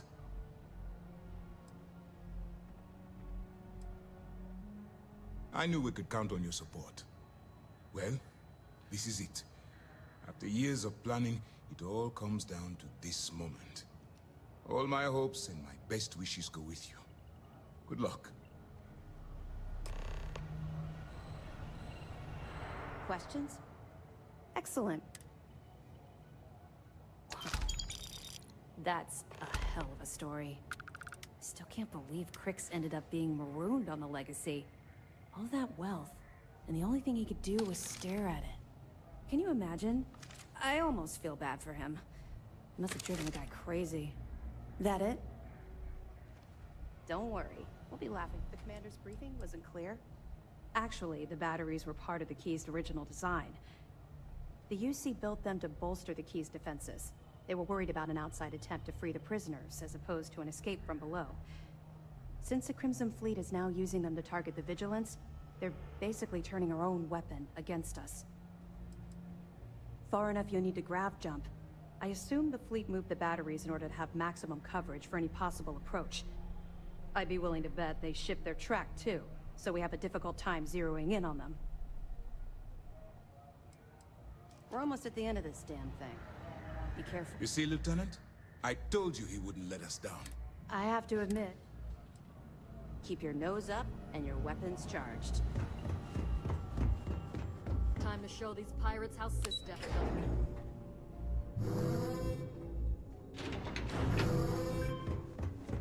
Good work securing the Legacy.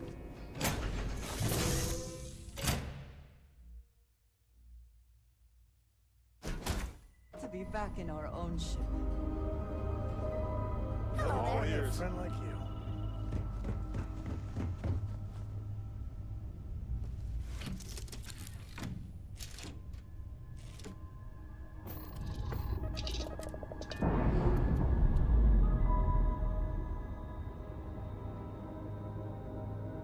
Ship's no longer docked. We're free.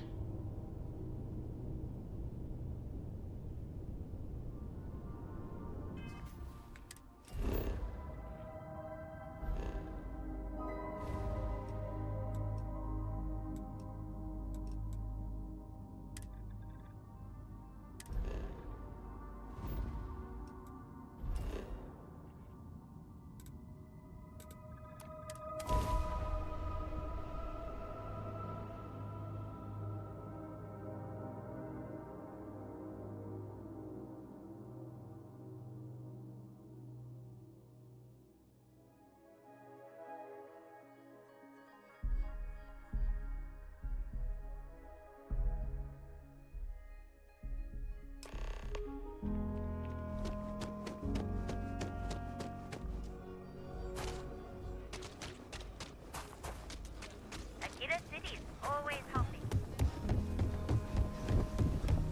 Kill for a cup of coffee right. I get all kinds of... well...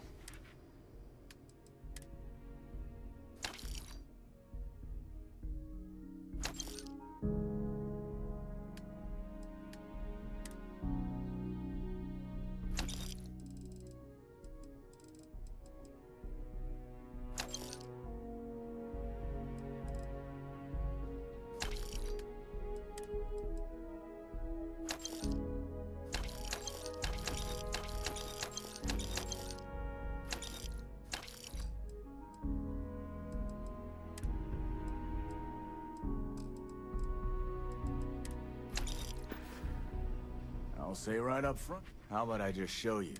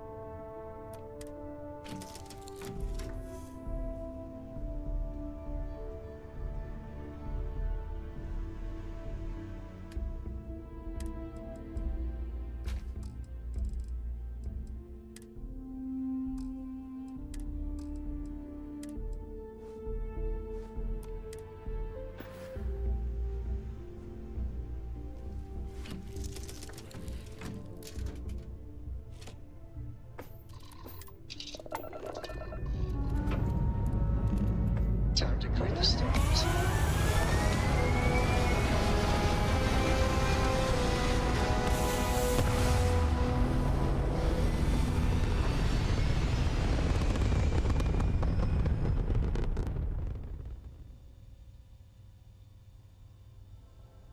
We're in orbit. What next?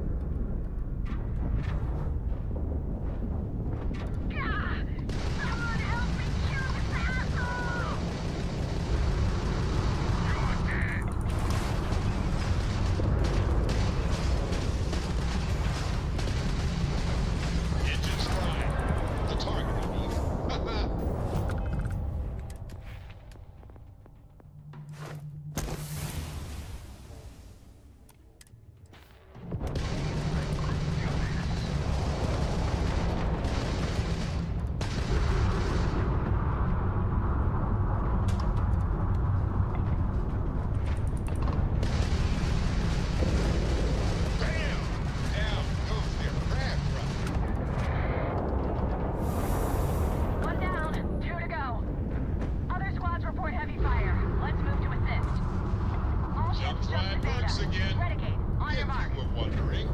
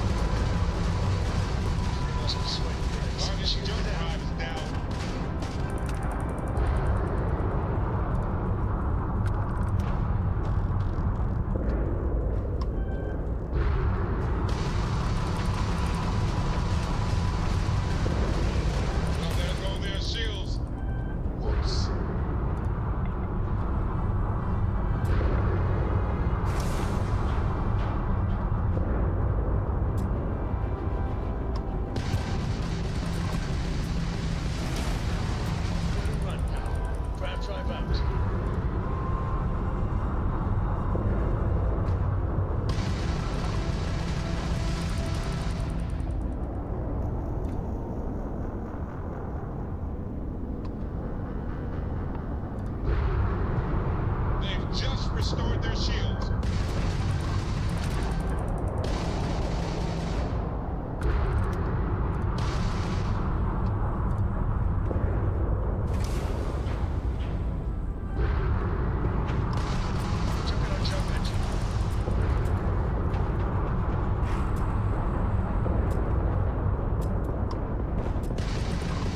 They've disabled the grab drive.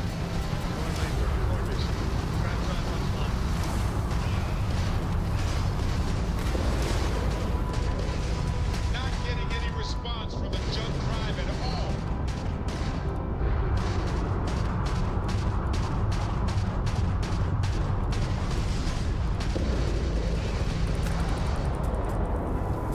Propulsion is down. Too much damage to the engines.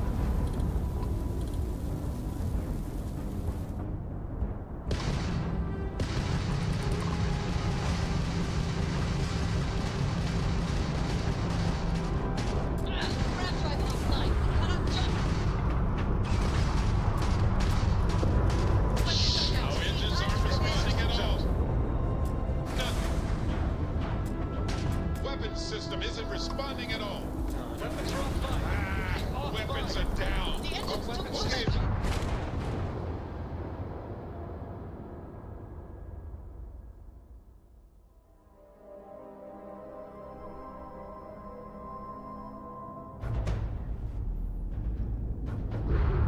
One more. Focus, Renegade. You can do this.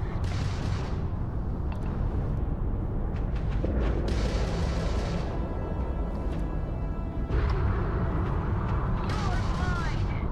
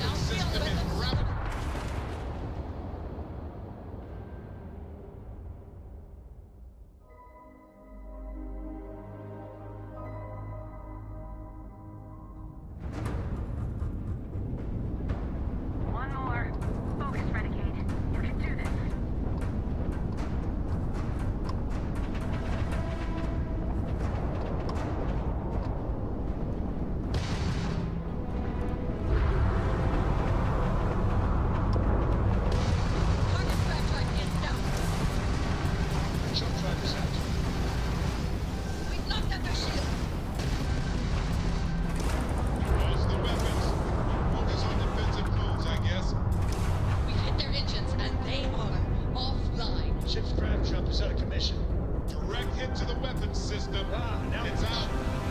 Now they nailed our weapon systems.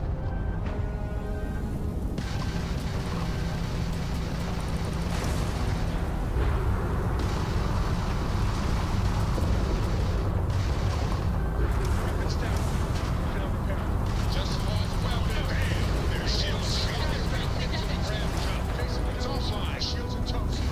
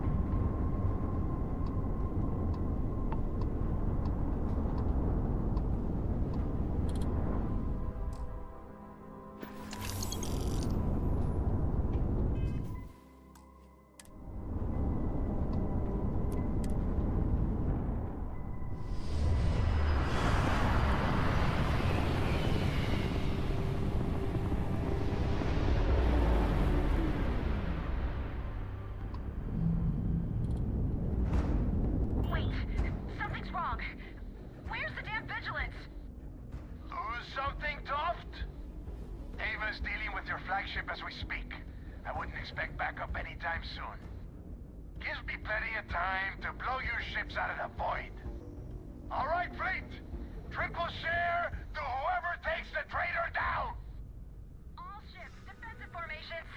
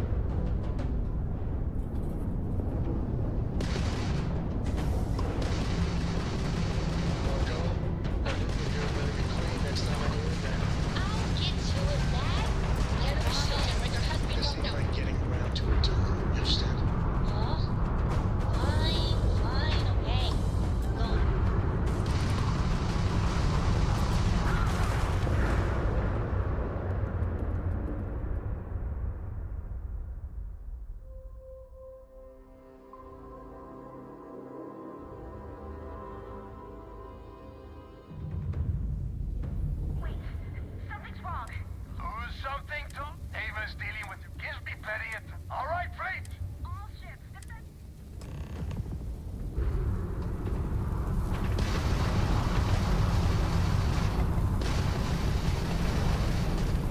It's all you got?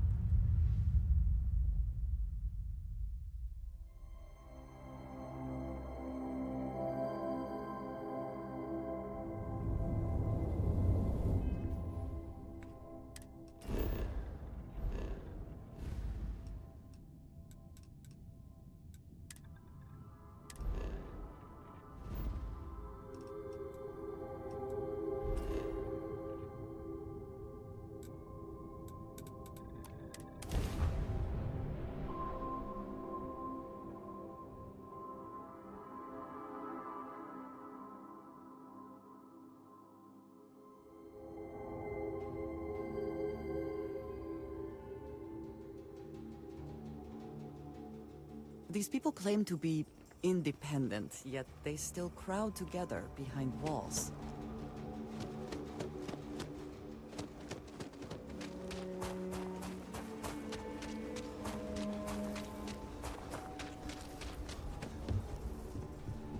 Anything I can help you with? Hey, what can I do? Okay, sure.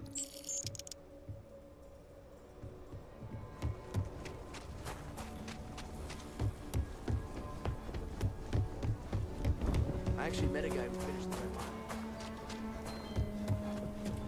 I'll say right up front. Here, bro.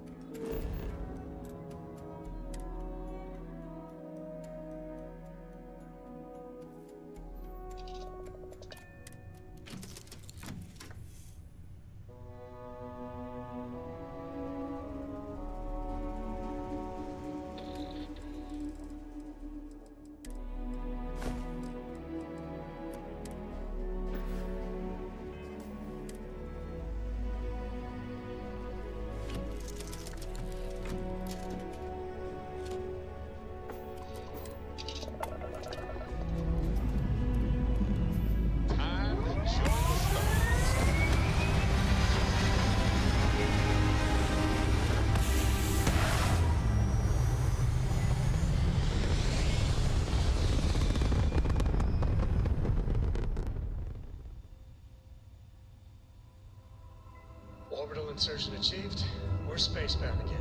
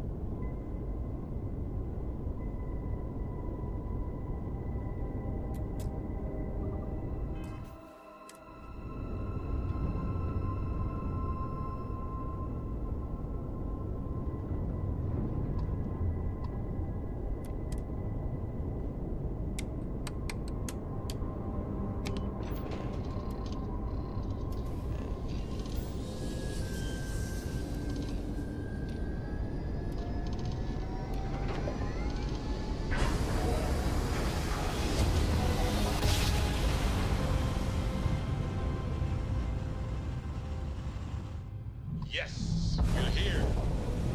Look at those beautiful stars.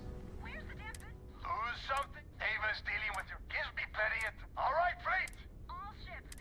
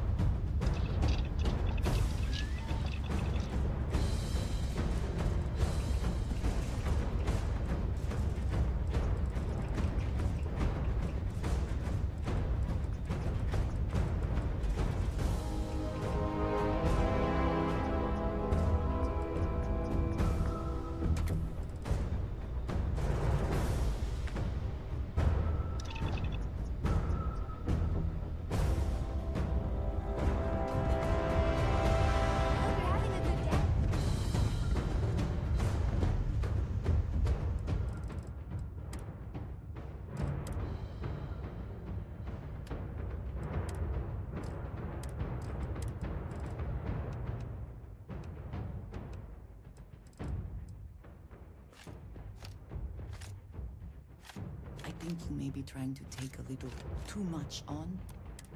Literally.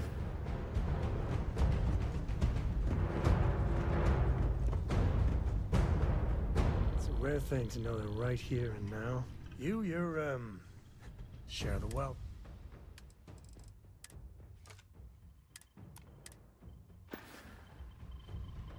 Excuse me, what? Lay it on me. Not a problem.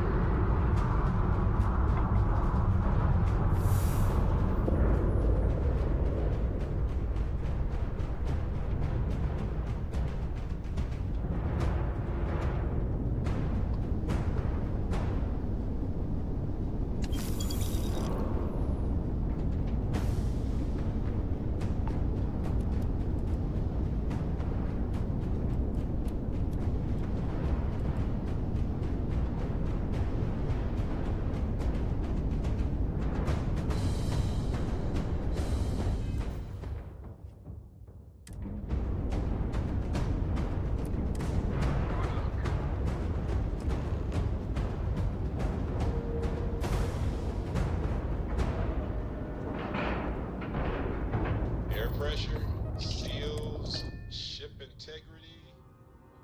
Will you be taking off immediately, or are there other matters that require your attention?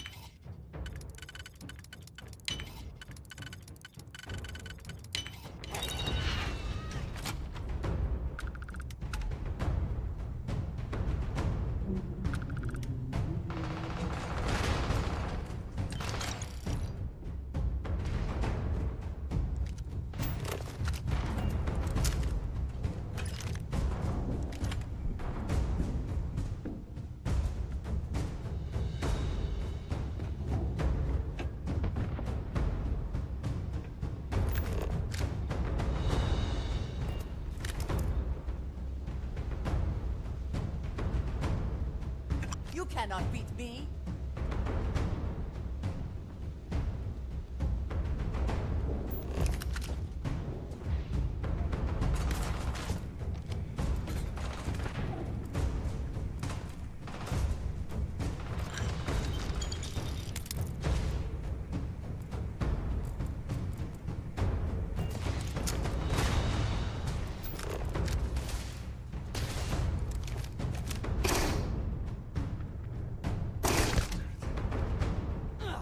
Now you'll bleed! You're not walking out of here!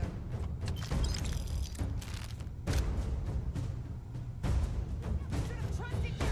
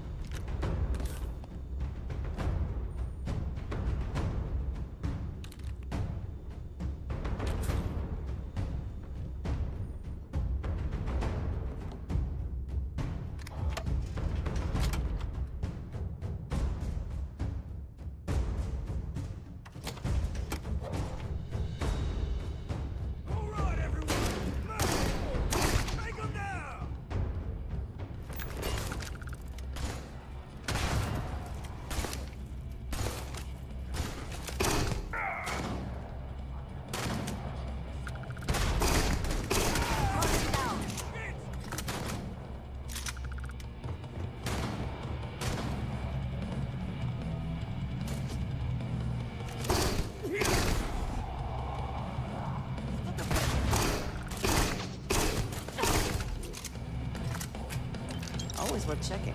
Never know what you might find in their pockets.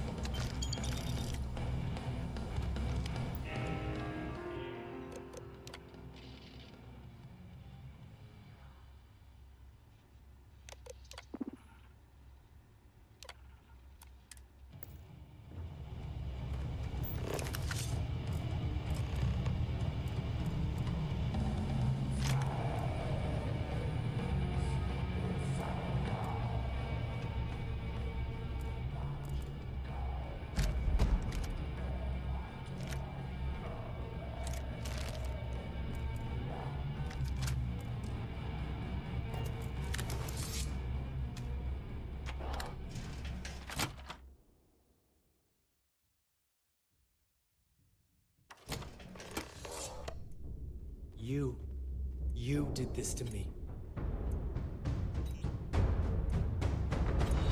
I can decrypt and re-encode thousands of credits in seconds, but something as simple as this, I didn't see it coming. Not in the slightest. And now because of you, my bomb's been activated. Which means I'm as good as dead.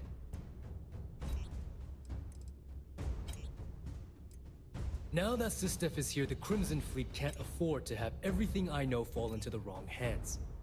The moment the Vigilance arrived, Delgado pushed the button, which is as good as putting a gun to my head and pulling the trigger. Simple. If I step 1 foot outside of this room, I'll explode, and that'll be that. So either I wait here until I starve to death, or I walk away and end it all. It's the Crimson Fleet's idea of punishment. You're right, I did.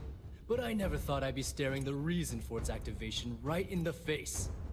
I've paid you well, treated you with respect, and kept trouble off your back more than a few times. Look me in the eye and tell me why you've allowed this to happen to me. You owe me that much. As the fleet's reckoner, I didn't just deal with currency, I dealt with people. And some of those people target members of the Crimson Fleet and have them killed. We're not exactly welcome everywhere we go. Sending those people misinformation and clogging up their slates with garbage was almost a full-time job.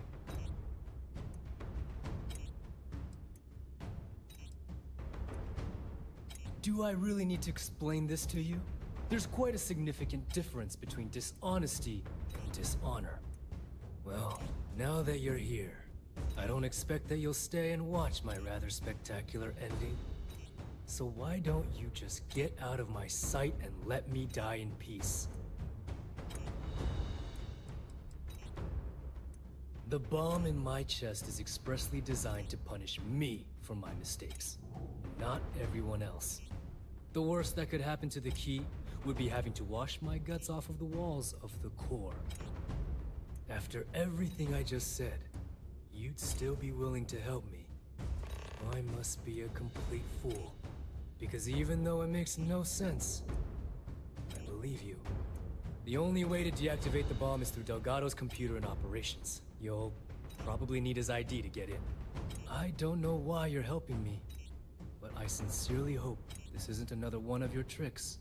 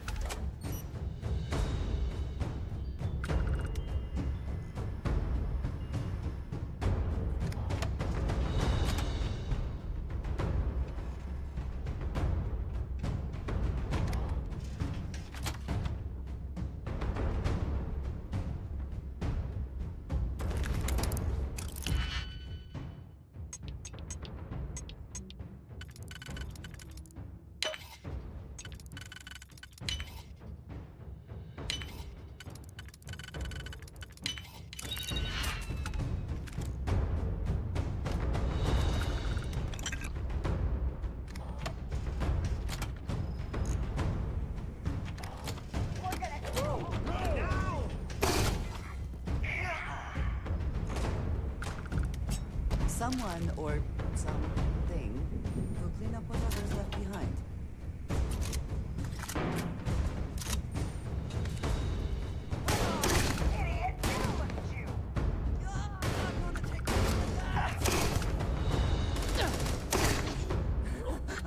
Good one. Are you dying?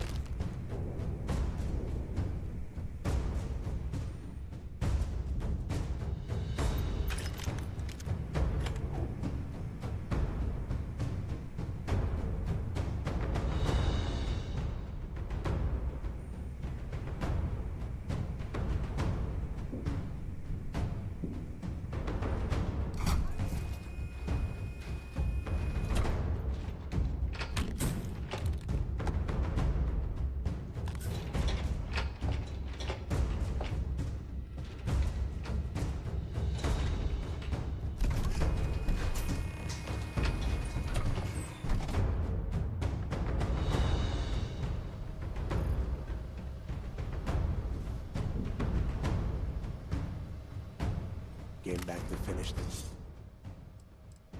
Do you really think I'm that stupid? I have had eyes on you since you blasted your way aboard the Key. And now, it's obvious you've been working for Sistef all along. The game is over. I know what you are. Talk sense into me? You're the one who's lost their mind. What the hell happened to you? You had Crix's legacy in your hands, and you gave it away. For what? For honor? Justice? Looking out for number one, huh? So you did pick up some of my dirty habits. Maybe I taught you too well.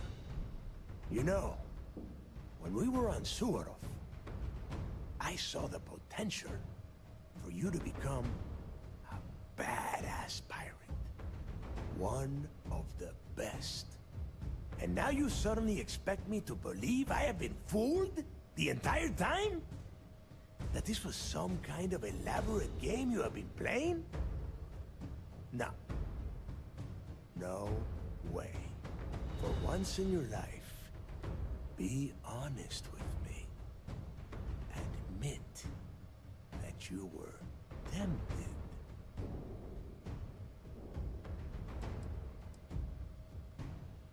You don't even have the nerve to admit it. Unbelievable. It is obvious that no matter what I say, you have no intention of honoring our pact. You clearly never did. I have already locked down the key and set its reactors to overload. Soon, you, me, and everyone near this station are going to be vaporized. Let's see how far that loyalty to Sistef takes you now.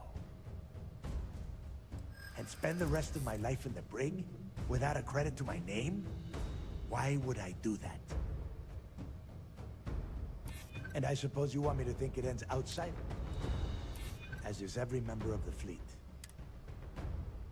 They might. And if they do, I would just be tying up their loose ends, including you. If so, letting you live might afford me some small victory. Fine. You win. Standing down the reactors. With the legacy gone, we're dead in the water anyway. But before you have begun to lock me up, I'm gonna leave you with some parting words. Whether you know it or not, you're damn good at being a pirate. It's in your blood. One of these days, that's all gonna hit you. And I'll be waiting for you in my cell to tell you I told you so.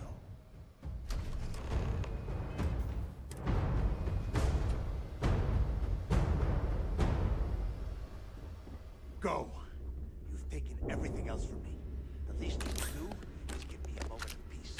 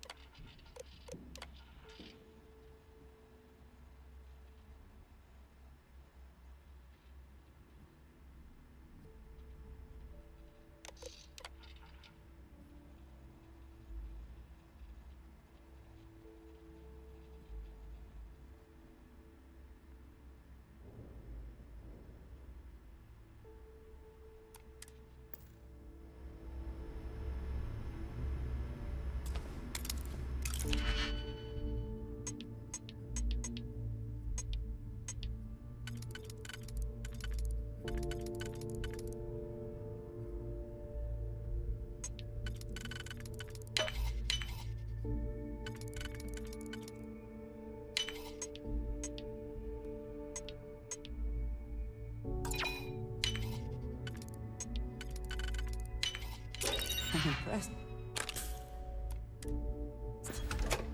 I could not accomplish that.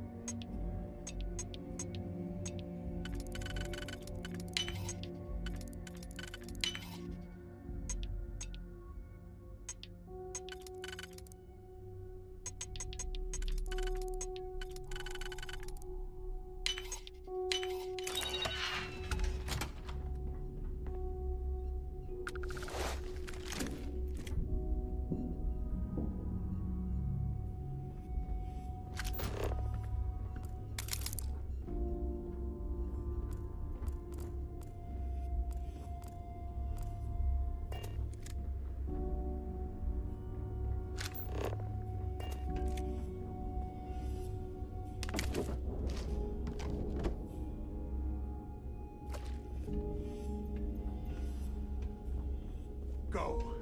You've taken everything else from me. At least you...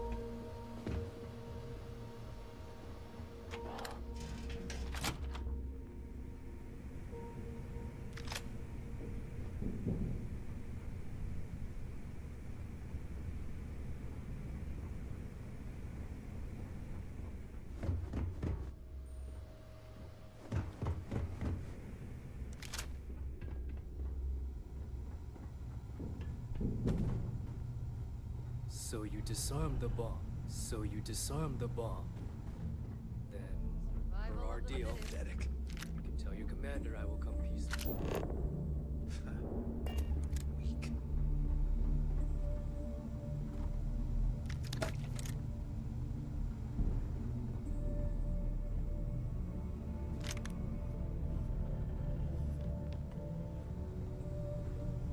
Hello. Hey. Yes?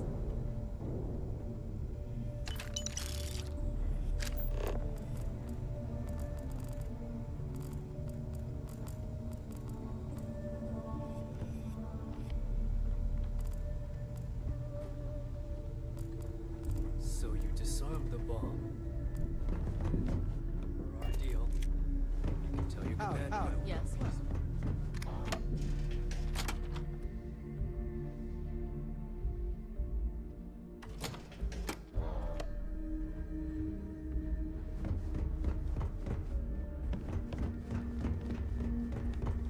Pardon.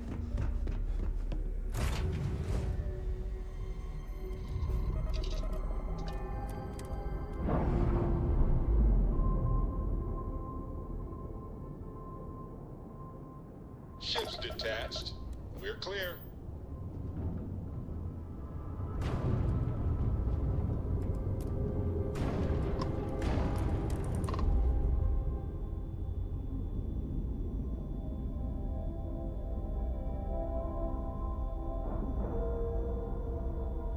Seals are locked and we are docked.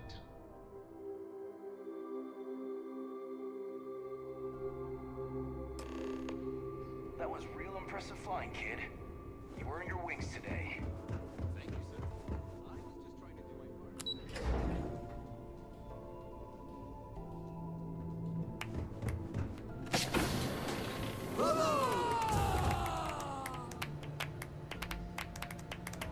We're back. Anything to report? I believe congratulations are in order. With this decisive blow, the end of the Crimson Fleet is all but assured. But as much as I'd like to begin this celebration, technically we're still in the process of wrapping up the operation. On that note, Lieutenant, what do you have for me? Reports are coming in right now, Commander. Delgado and Shinya Voss have been taken into custody. Also, we've transferred personnel to the Key to secure the location until the United Colonies decides what they want to do with the station. And what about Neva Mora? According to our reports, Neva led the strike force that attacked the Vigilance. Unfortunately, that was the last we saw of her. It looks like she managed to escape. We don't know her current whereabouts, but I have our operations team looking into it. That's fine. Overall, excellent news, Lieutenant. I have to admit, for the first time in 7 years, I don't know what to say. How about you? I know that was difficult. You hanging in there? I certainly would have preferred to have reached a resolution regarding her whereabouts. After all, she was the fleet's second in command. Just watch your back. I'm fairly certain she's not going to simply forget what you've done to the Crimson Fleet. Let's not ruin the moment, Gillian. I'm sure our friend here is feeling quite pleased. Am I correct? You have no reason to feel guilty about anything. No matter how close you were to the fleet, you have to remember that they're terrible people that did terrible things, and don't deserve your guilt. I've twisted arms and cashed in some favors at Mast. I wanted to make sure you got a share of the money you recovered from the legacy. Call it a reward, a token of appreciation, whatever the hell you want. But you've absolutely earned every credit. Eliminating the fleet is reward enough. But I will certainly not complain about the extra credits. Well, yes, I believe it did. But even if the money is ever returned to its rightful owner, and I believe it will, eventually, I'm sure they'd agree you deserve your share. Don't thank me yet. If it had been completely up to me, you'd get a lot more than they're giving you. Now that you're rich and famous, maybe you'll still remember us little people, huh? Decorum, Lieutenant? Damn, I'm going to be really sorry to see you go. You've really become an important part of our team. It won't be the same around here without you. Although, if you feel like staying aboard, I'm sure I could give you access to the SysDef mission board. That is, if you can stand spending another minute with us on Vigilance. Excellent. I'm happy we haven't somehow frightened you away. Anyway, enough talk. You've earned a break, and I'm sure you wish to celebrate. Here's your promised reward. And wherever you might find yourself, my best wishes travel with you.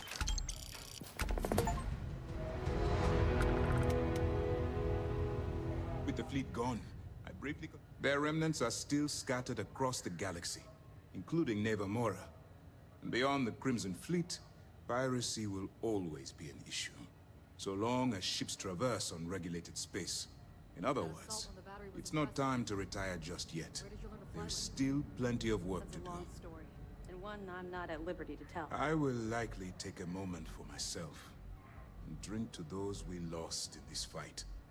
If not for them, well, we would not have made it this far. This is their victory as much as it is ours. Still on hold until we can get the politics sorted. Some of the officials at Mast have brought up concerns about returning the legacy to a collective we were just at war with. And to be fair, their point is not without merit. Should we go to war, funds from the Legacy could lead directly to the death of our soldiers.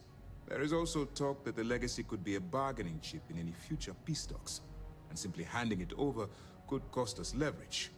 But regardless, two things will always be true. We will return the Legacy to its rightful owners, and Mast will dictate the terms. Dismissed. What can I do for you? Mast will have the ultimate say, but we've petitioned to have it refurbished for SysDef use. But first, we'll need to perform an audit of the key's overall condition. Most of the repairs done to the station weren't exactly up to standard. If the site is deemed not up to code, we're better off destroying it.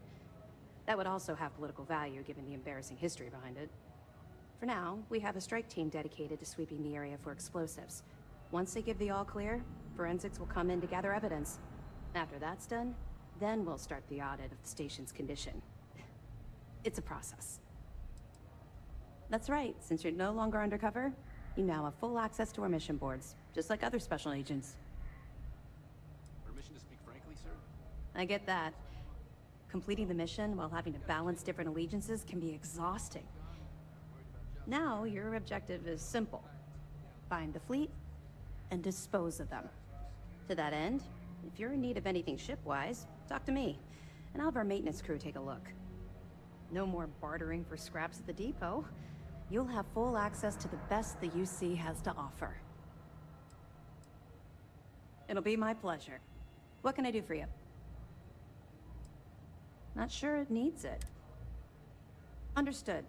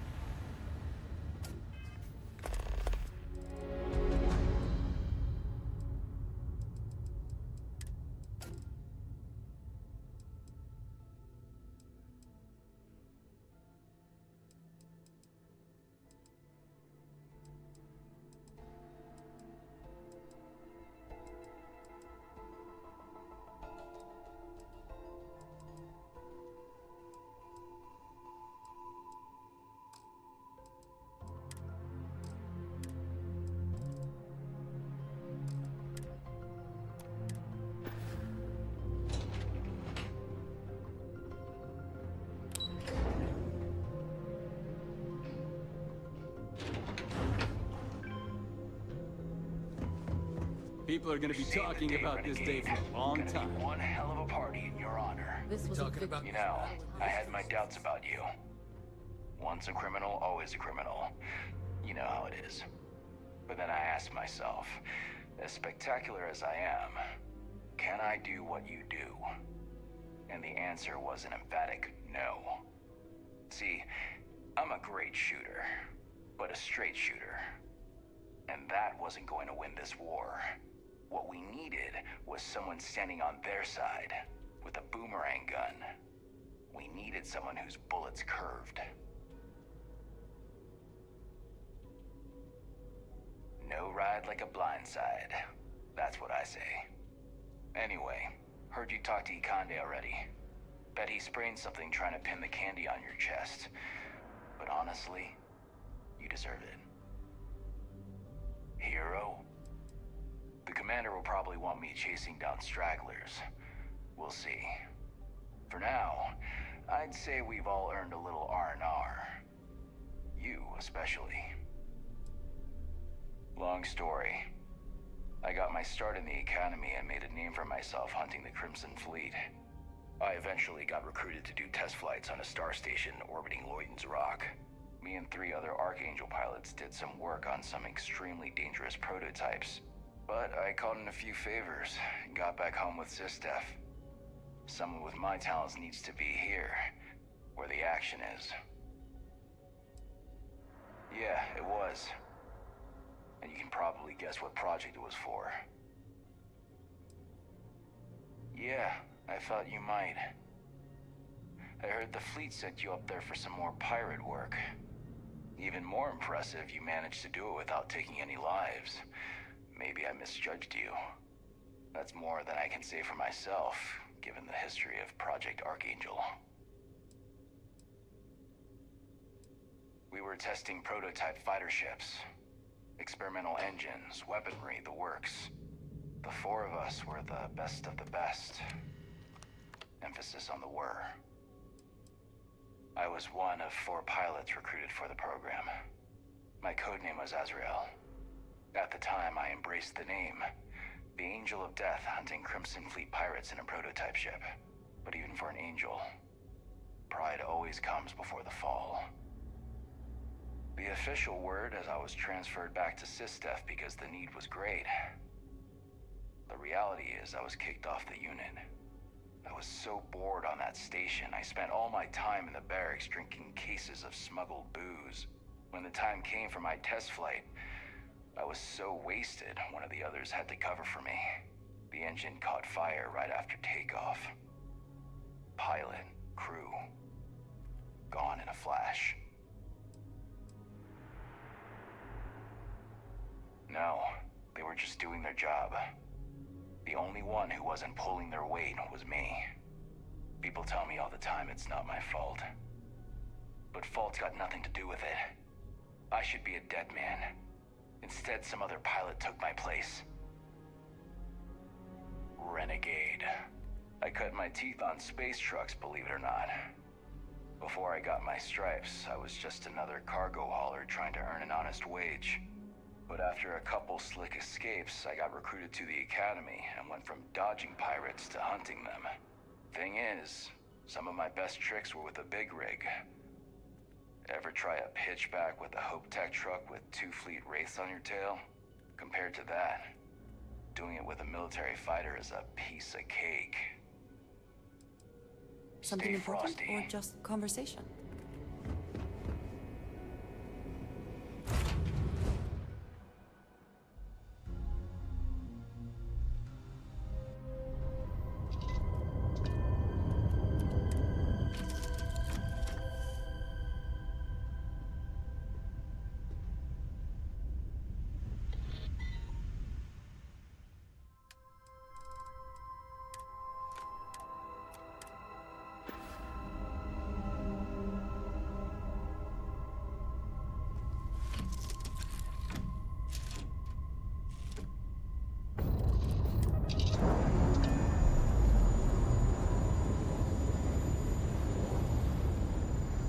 Ships separated. Engaging.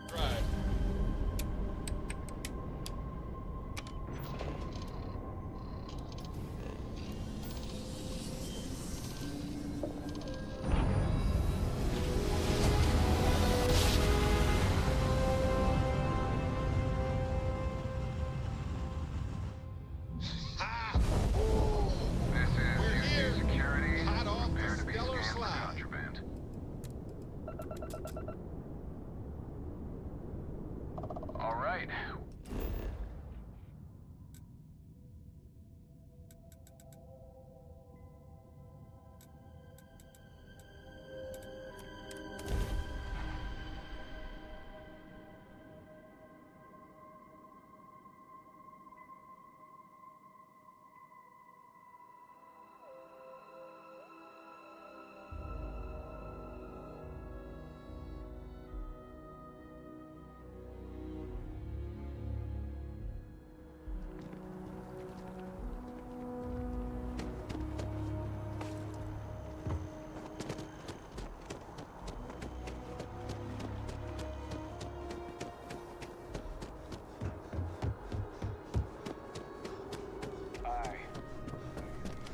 Everything squared away?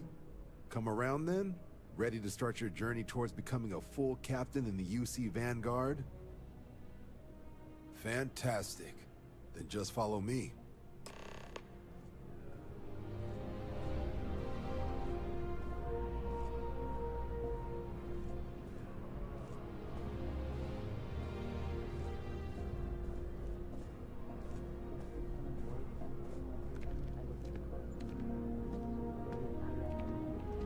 Allergic to bureaucracy.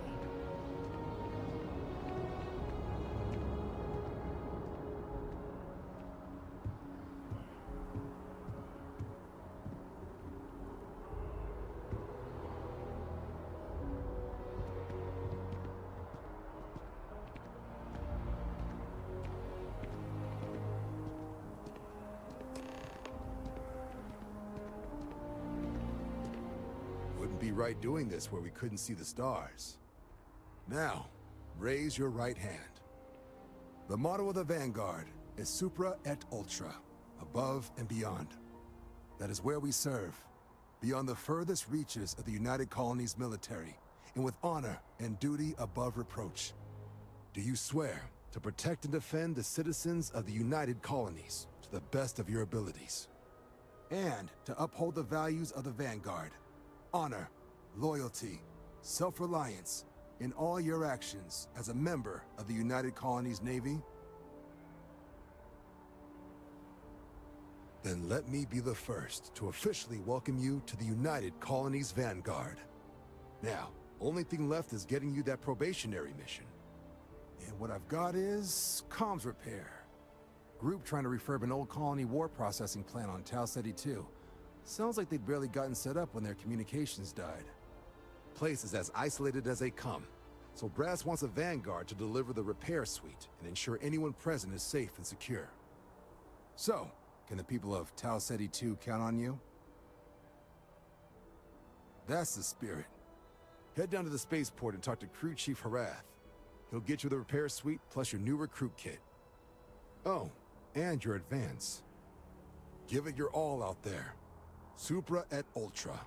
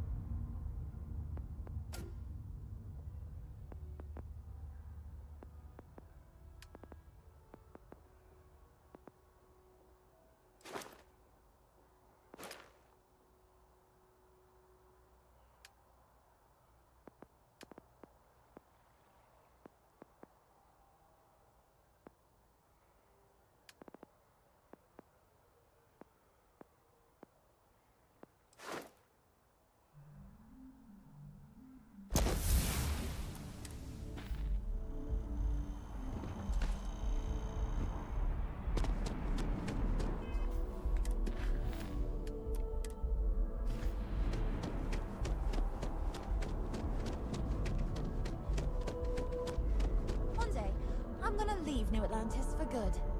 I wonder if I'll miss New Atlantis when Tony and I... Don't be a stranger!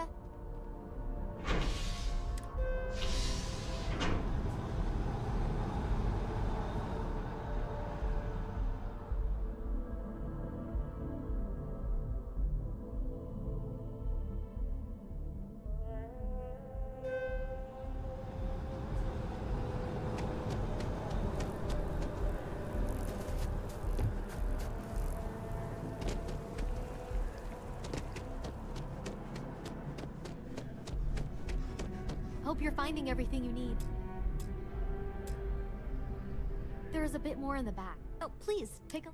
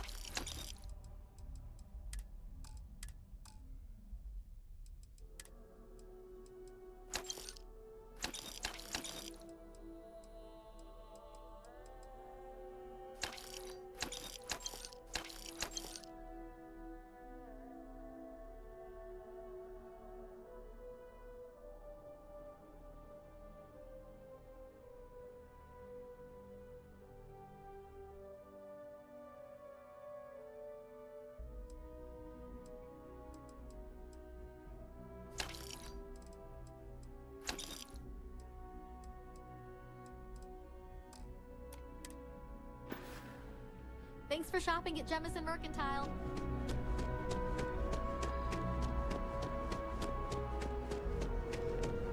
Ready to shoot some targets if you want to reassign. Hey, I've got something for you. Bit of a slow news. Ah, well, speaking ridiculous if you ask me. Anyway, see you around. You picked a good day to drop by, Park. Cheers. Nothing like a... It seems like we have that... Personally, I'm here looking... Well, I'll be damned. What's your offer? I'm a reasonable guy. Sounds like a fair salary.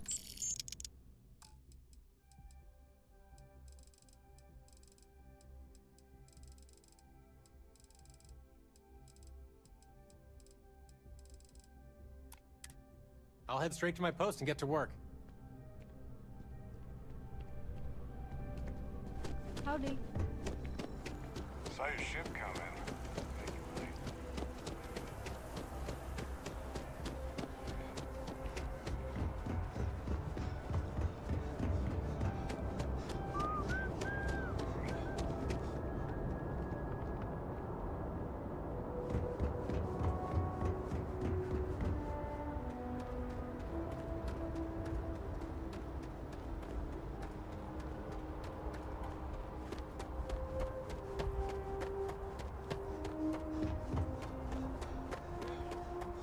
She managed to limp back here at all. Pull it for leeches, get it fixed up, and let her know we'll have it ready as soon as we can. Ah, you are new probationary then? Crew Chief Herat. Pleasure to be working with you. It's my job to make sure all you rocket jockeys are ready for anything that comes at you up there. Now, Manifest says we're fitting you out with one comms repair suite. In addition to the standard issue welcome kit all probationary pilots get for their first mission. Med packs, some small arms, couple spare ship parts, all the essentials in case of any surprises up there. My people will have everything on your ship before you lift off. Won't even know they were there. So, paying a visit to the people of scenic Tau Ceti 2. Nice easy one for your first job. Just keep your head on swivel and you'll come home safe. Any questions before you head out? I honestly didn't realize it had people living on it until we got your record. Report they gave us seemed clean. No known hostile outposts. But I wouldn't say that's permission to let your guard down. Just watch out for wildlife and pirates. Keep those med packs handy and you'll be fine. Nothing too dangerous, if that's your concern. The repair suite's mostly just wiring and circuit boards. The welcome kit has some goodies in there I wouldn't leave sitting around when company comes to visit. But it's nothing some proper storage can't make safe. Then I won't keep you. Make us look good out there, recruit.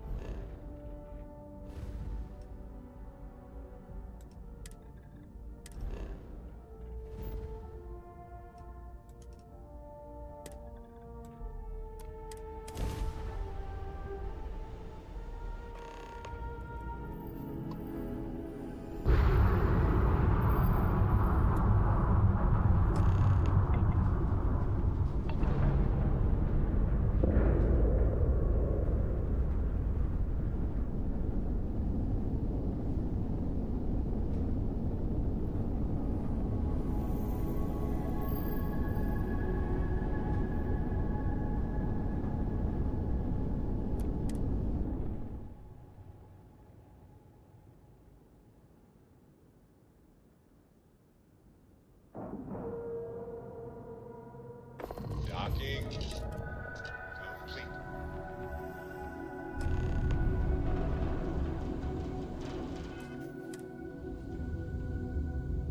In the end, you chose the UC over the Crimson Fleet. Do you believe that was the right choice?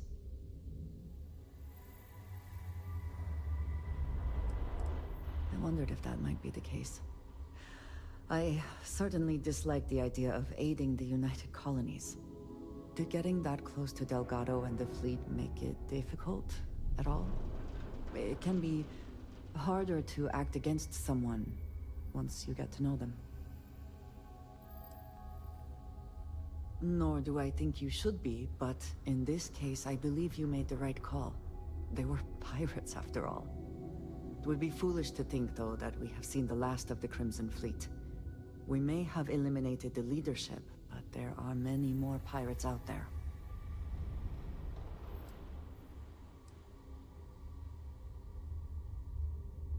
I suppose we will have little choice. For now, you should enjoy your hard-earned victory. You have done a service for all of the settled systems.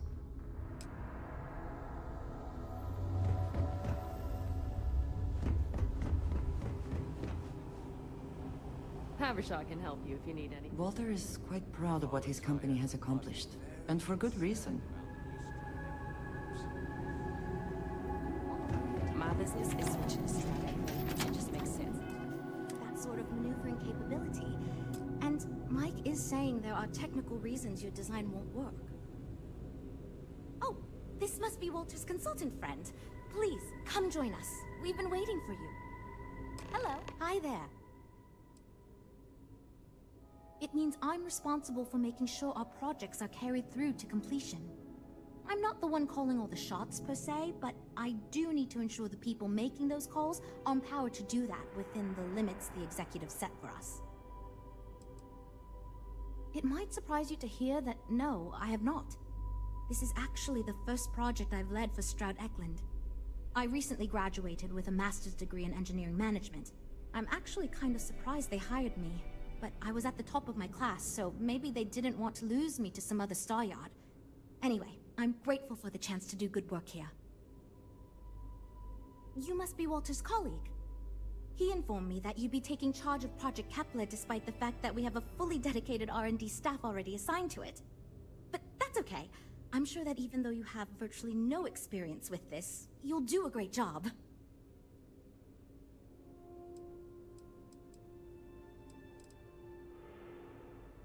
Oh, I just assumed. You know what? I'm really sorry. I should trust Walter knew what he was doing. My bad. Even so, we have plenty of designers. As you probably know, we're tasked with coming up with Stroud Eklund's next hit starship. But we have budget concerns, market research to finish, and we can't seem to agree on a design. So I guess Walter sent you to resolve these issues. Have at it. There are a lot of factors to consider. Who is our market and what do they want in a ship? Which components are we putting into it? How fast should it go? How much cargo capacity should it have? What color should it be? We need to decide every little detail. Ah, right, so you mentioned. Let's move on to solving our budget issues then, shall we? We were charged with building the newest, hottest ship on the market, which won't be possible unless we petition the board for more money. So we have 2 new budget proposals. One will allow us to build what I consider to be a very sensible ship, but we'll have to make some tough design cuts. The other will allow us much more flexibility to put whatever we want into the ship. It's what I call the kitchen sink proposal. I don't love it, but it'll be next to impossible to approve. What should we go with?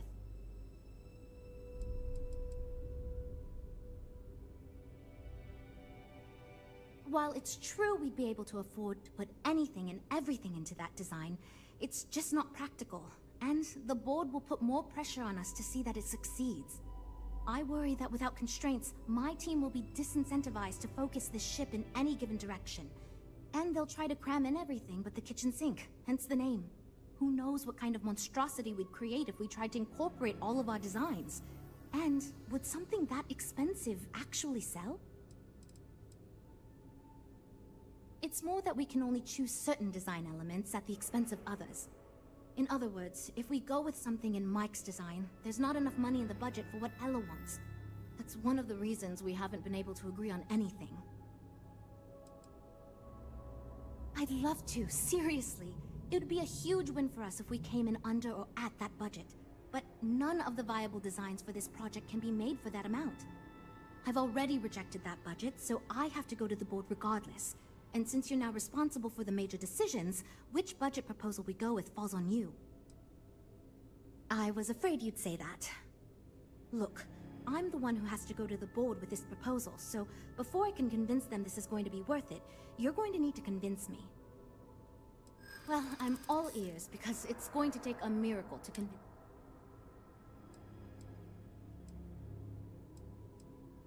Maybe. Yeah? So you've done this before? Well, there's always room for personal improvement, I suppose. Okay, I think you made some good points. I'll go to the board with the kitchen sink proposal and get that approved. Well, Jules, it seems you have your work cut out for you. Great, that's one problem solved. I'll go forward with that budget proposal and we can move on. Next, we need to gather some market data. The best way to do this is to outfit your ship with some sensors and take it through some real-world scenarios so we can make more informed design decisions.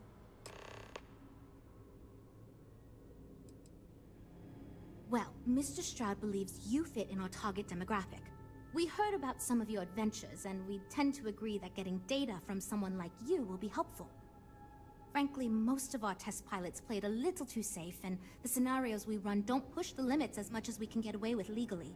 But luckily, we don't have those same concerns with you, because you're not technically employed by us, and Walter trusts you. Great! Just pick up a mission or two at the mission board and proceed like you normally would. We'll collect the data when you return. If you take on a variety of missions, we can build a ship to handle a variety of scenarios. But if you just fly one mission, we can build a more focused ship. It's up to you. In the meantime, you might also want to talk with the team. Get to know them, give feedback on their proposals, etc. Good luck out there. So, you're Walter's friend. I know he chose you to head this project as some sort of favor. Honestly, as senior technical designer, I was hoping to receive that honor, but there's always next time. Regardless, I'm excited to help you out. Do you have any experience building spaceships? This is wonderful to hear. I hope for all of our sakes that you are not overselling your ability. Now, I know you've been asked to give feedback on our design proposals. Would you care for a brief synopsis of mine? Of course. But first, let me ask you this. What pilot demographic is currently being underserved by the current starship market?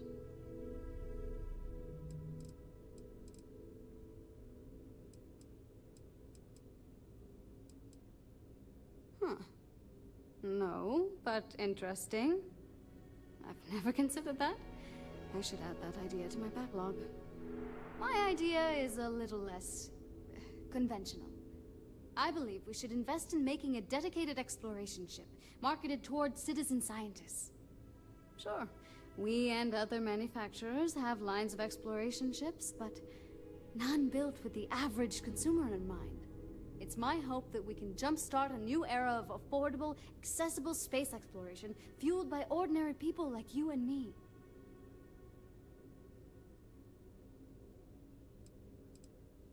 I'd start with a small ship profile. It won't need much storage or passenger capacity. Then, of course, you would want an advanced grav drive to reach deep space and plenty of energy for extended flights. In order to keep costs down, it likely doesn't need expensive weapon systems or defensive measures. It won't need those where it's going. And of course, high-end scanners and other scientific equipment is a must. Thanks. Let me tell you, we would not regret going with my idea. This is a chance to do something that will truly inspire future generations. Well, as a senior designer, I'm trusted to work on some pretty important features on these ships. Most of my work is on the technical features, designing them to be more user-friendly. Computer systems like navigation, targeting, you name it. It may not be as glamorous as what Frank does, but without me, these ships would be almost impossible for the average consumer to actually use.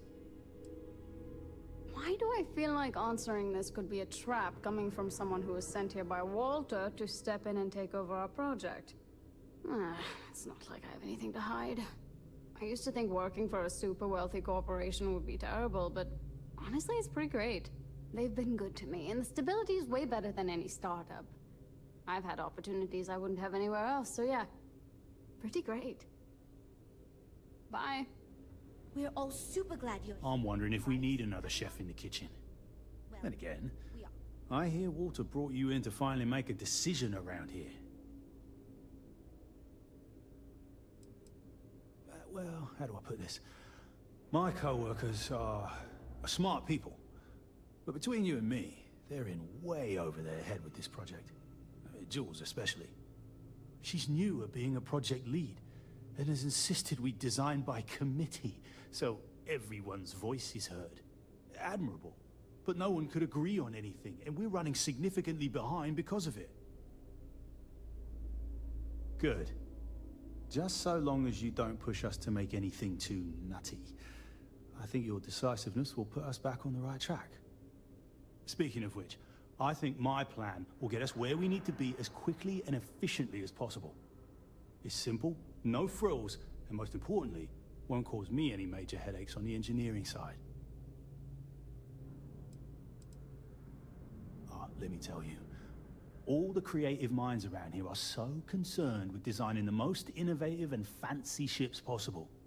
They never stop to think about the kind of work it takes to do that in a reasonable time frame. Yes, we're engineers. Our job is to make the bloody impossible possible. But that doesn't mean it's easy or practical. That and there's never enough of us to go around. It's truth, and we need it. The others believe we need to think big and innovate. Reality is, we just need to do what we do better than anyone else. So I'm thinking, there's loads of fighters. No sense in mucking about with that again. And we've already got one of the best luxury liners in the biz. What I figure is, the cargo running business is booming, and no one's quite built a personal craft like that to serve the working class folk. Nothing fancy, no frills, just a simple, sturdy, inexpensive ship with cargo room up the wazoo and make it so easy my cousin's little moppet could fly it. Our objective should be to build a huge ship with plenty of cargo room while keeping the costs low. Doesn't need fancy equipment, just the basics. Basic weapons, basic defenses, basic scanners. You get the idea. If we go with a design like that, I can focus on quality construction, and the ship will practically sell itself. Wait, really? I was expecting we'd have to argue a bit more than that. Well, that's a relief. I hope you're being sincere. Because if I can convince them to go with mine, it'd save us all a lot of trouble in the end. Yeah, that's me, innit? Been here since the start of the company. Done engineering for going on 30 years total. But I keep telling them, it's senior, not lead engineer. I've got no interest in being lead. Too much management. Not enough tactile work. And yet here I am. Resigned to my fate on the R&D team. Nope. Not really. I like to think I don't have the ego for it. I've got nothing to prove, and I don't rightly care to make my mark on the industry. But all I want to do is build the best damn starships I can, and not get bogged down with all the excess particulars. But upper management loves the work I do, and they wouldn't let me say no to this. I guess they needed someone to keep everyone's heads out of the clouds, so here I am. I assume you mean the company and not the people. Because even if I didn't already think so, I'd tell you that both Walter and Issa are great. The company's still kind of young as far as Star Yards go, but it seems to be going in the right direction, despite what it may look like. I've been doing this for a while at other Star Yards, and so far, we're avoiding a lot of the mistakes some of the older corps have made. Hope we didn't scare you off, huh? Hi. Need something? Oh, no. It's just... I'm a little new here, and everyone's got these big, flashy designs. And I'm supposed to come up with one too, but like, I don't know if it's as good or like, good at all, even.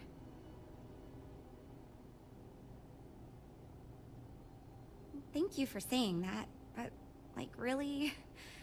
I don't know. Whatever. Here goes.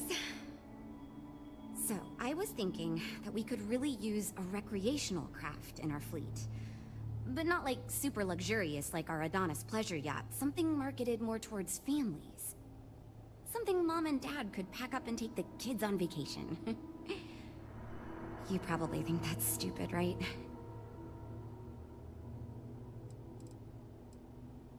I used to go off-world camping with my family when I was a kid. The other families we met always complained their ships weren't quite adequate for family vacations. They never had enough room, and the kids would always fight. I've done some market research, and like, no ship manufacturer seems to be making ships for things like this. Which means even if the demand is low, we can fill this niche and still sell a lot.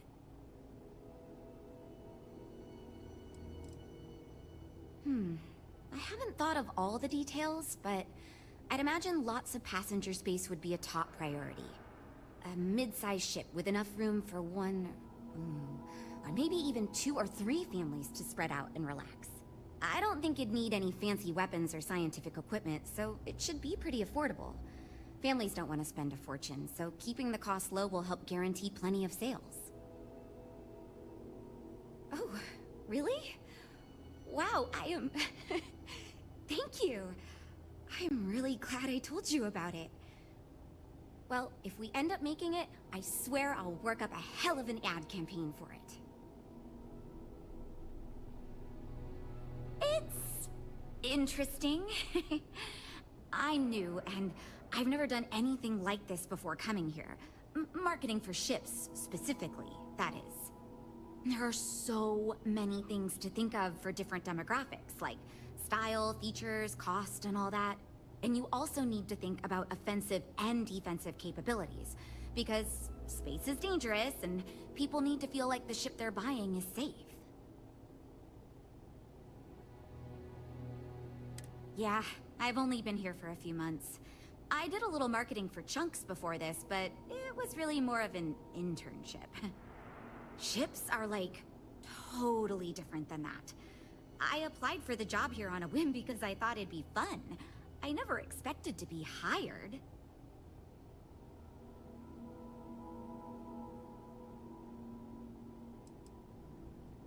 So far I do, but just between you and me, I feel like I'm in a little over my head. I feel like I have no idea what I'm doing. But my bosses really seem to like my work, so I don't know. I mean, I guess I'm doing something right. I still feel weird pitching ideas to people who have been at this for so much longer than I have.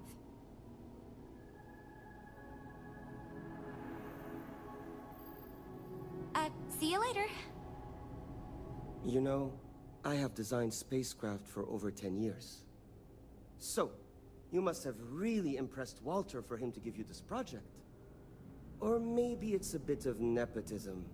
Never mind that. Perhaps he sees in you what he sees in me. As a designer, I see the beauty in our craft and deliver that to the consumer. My desire is to make flying in our ships a joy to all the senses. I have won awards. I am proud of my work. But I do not like to brag. Rather, my goal is to change the board's perception of employees like myself from mere cogs in the corporate machine to value us as artists and let us do as we please.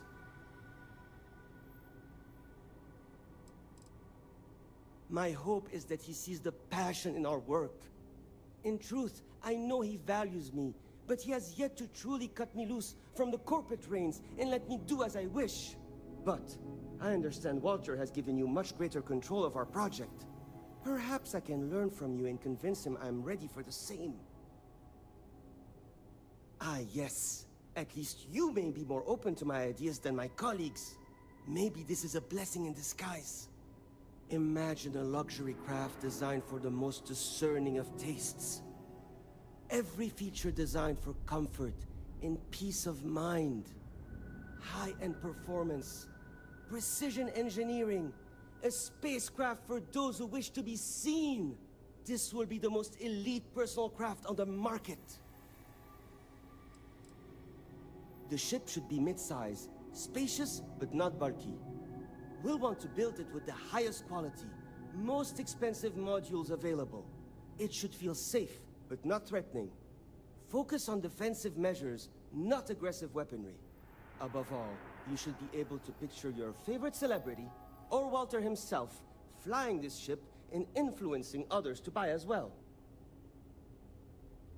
I'm glad you agree. Such an ostentatious luxury craft will be the envy of everyone in the settled systems. 2 words. Conspicuous consumption. Are you familiar with this concept?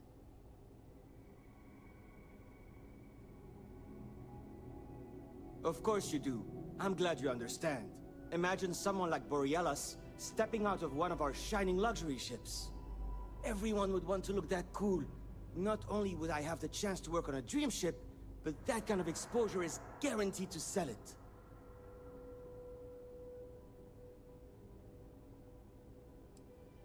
Because I am the lead designer on the project, it is literally my job to design it. It is frustrating because I keep getting pushback, and Jules has this idea that we will make a better product by designing it all together. Since everyone has equal say, it led us to a standstill. It was much easier before.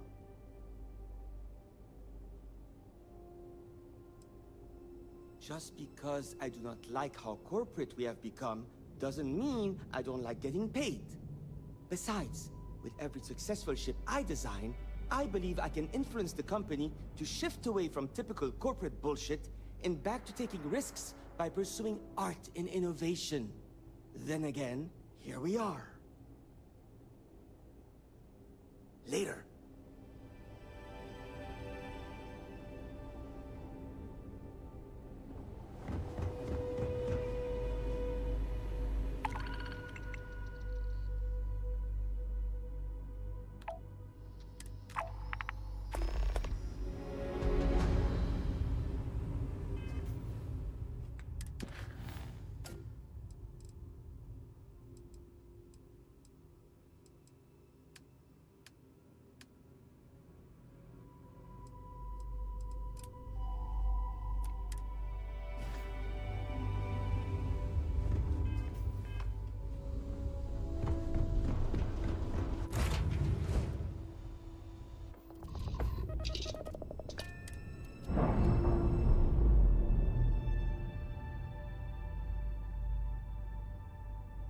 Calibration complete. Thrusters free.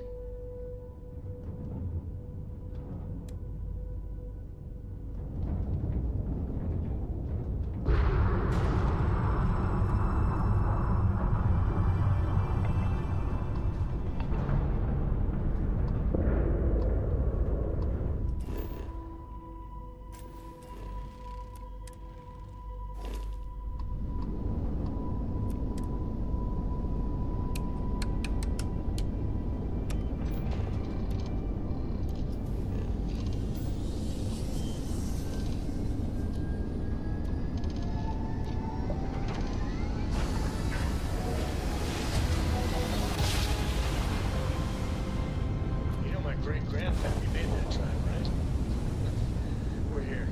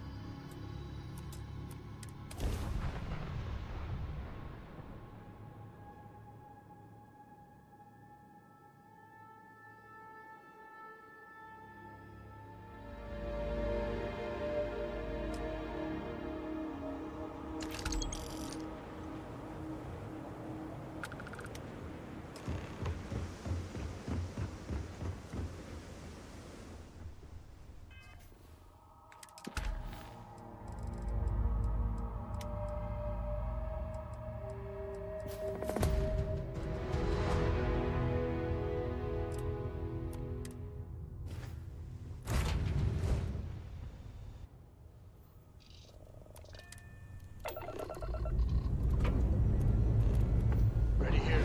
Forward to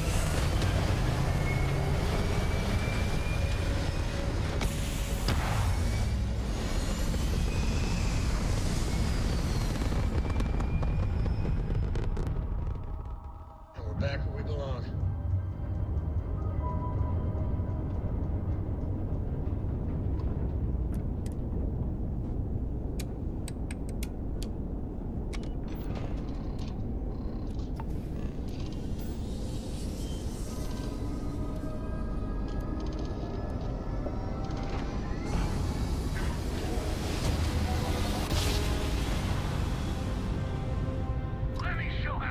Try to spin down. Jump as smooth as possible.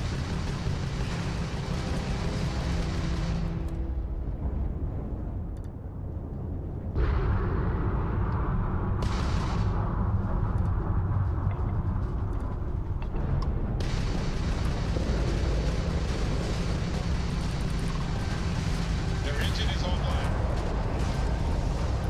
Enemy shield. Forgot.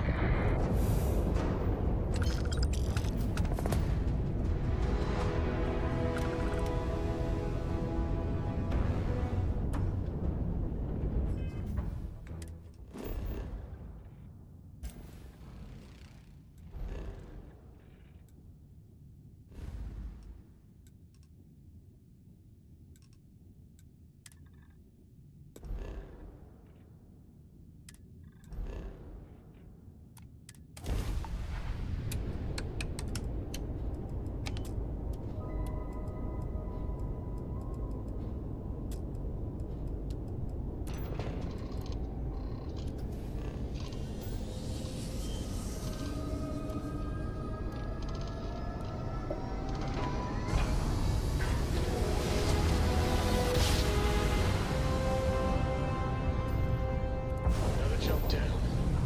Take that, Dad.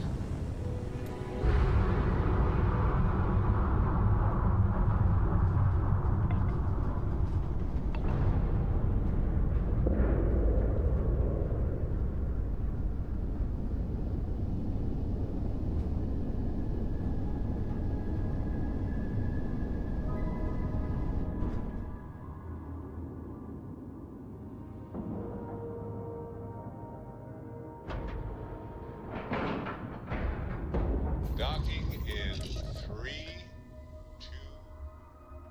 Say the word, and we shall be on our way.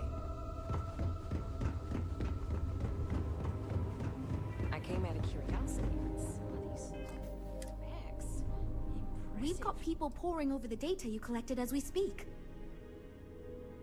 Oh, yes, I actually do have a proposal. I wasn't really expecting you to give me feedback, but why not, I guess. I'd like to see us branch out a bit more in the starfighter market. Bounty hunting and mercenary work are both big these days, especially among the hard-blooded Freestars. We'd want to give it strong weapons, tough defenses, plus good speed and maneuverability. Most starfighters are fairly small, and the tricky part is keeping costs down with all those fancy modules. I'm glad you brought that up. No, and yes, there's a lot of work out there that requires a capable fighting ship. But the real success comes from UC military contracts, which we would hope to attract by building a higher-end version of this ship platform for them. Wonderful. Thank you. I'm hoping when the time comes, I'll be able to convince the others that's what we should go with. Versatility may not be what certain customers are looking for. So you managed to complete a couple different missions. This will give us lots of data to support building a ship that can tackle a variety of scenarios.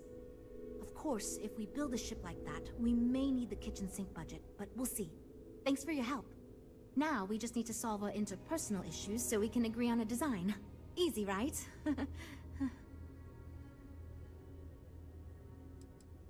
Because I'd be lying if I told you it wasn't. And as long as I'm being honest, it's kind of my fault. I had this idea that we should all collaborate on the design because I thought it'd give us the best results. And I'm not willing to give up on that idea. But it's made this challenging because it made everyone equally invested and no one wants to give up anything. You seem awfully confident for someone who doesn't know how long we've been dealing with this. I've tried everything I can think of besides some sort of hokey team building exercise. So, what do you think you can do differently?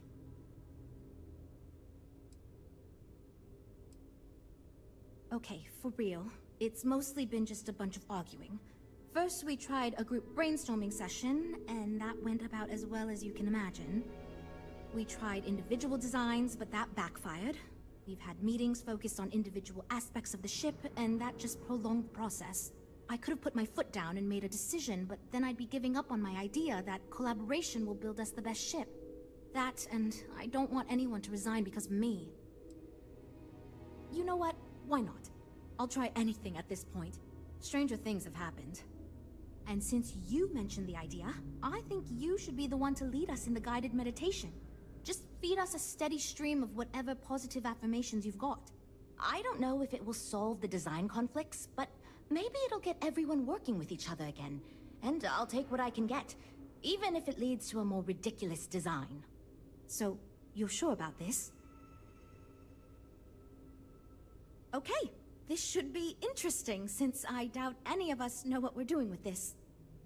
Okay, everyone, listen up. Our new friend offered to lead us in a group meditation session as a sort of team-building exercise. Everyone take a deep breath, try to relax, and we'll get started momentarily. Listen to what he says and repeat his affirmations.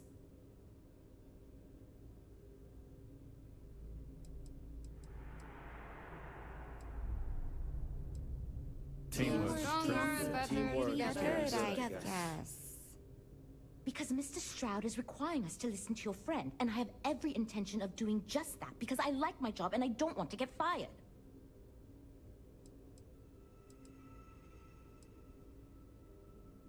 I am confident we will succeed.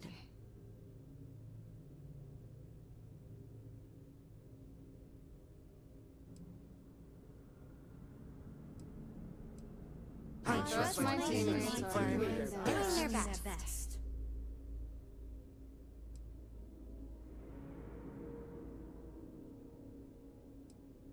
I believe in myself and my ability to do my job myself well. and my ability to do my job well.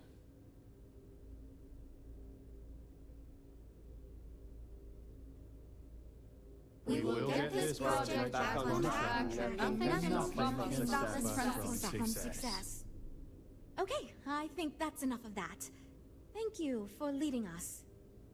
I hope that was somewhat relaxing, at least. Yeah, it was, kinda. It was fine. I'm good to go over here. You know what? I'll do whatever anyone wants, so long as I never have to go through something like that again. Okay, everyone. I think that's it. Let's get back to work.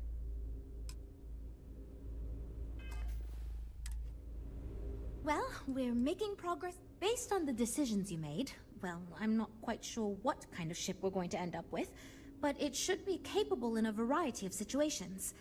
It sure will have a lot of stuff to it.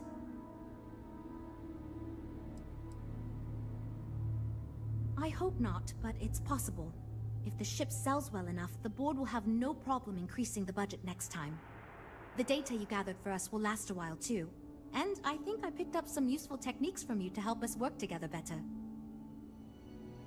Now that we've addressed all our issues, we can move forward, finalize the design, and get this into production pretty quickly. If you could do us a favor and let Walter know that we're back on track, I'm sure he'll be thrilled. Thanks for your help.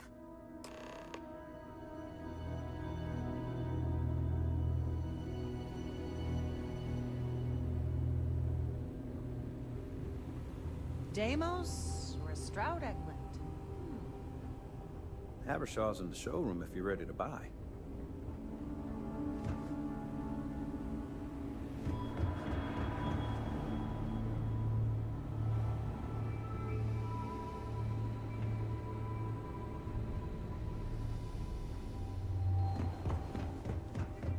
These ships are something else.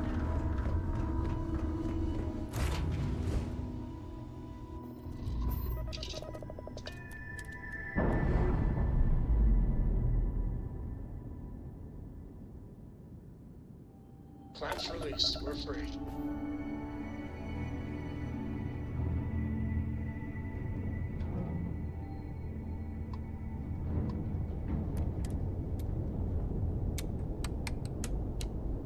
How you doing, sweet pea? Well, I'm okay. But I'd be a lot better if... Let me guess, you'd be a lot better if you had a bigger book of notes. You know me so well, man. So, what do you think? Whoa! I love the feeling We're after a entering perfect United jump. Colony space. Please maintain course and prepare to be scanned.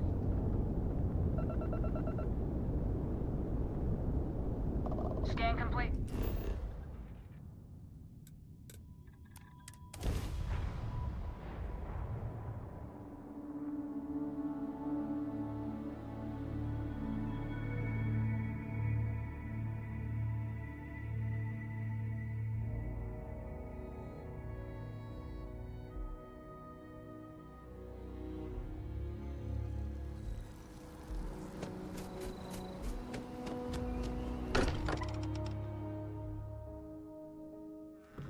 Fortunate that Walter has used his considerable funds to maintain the lodge, are we not?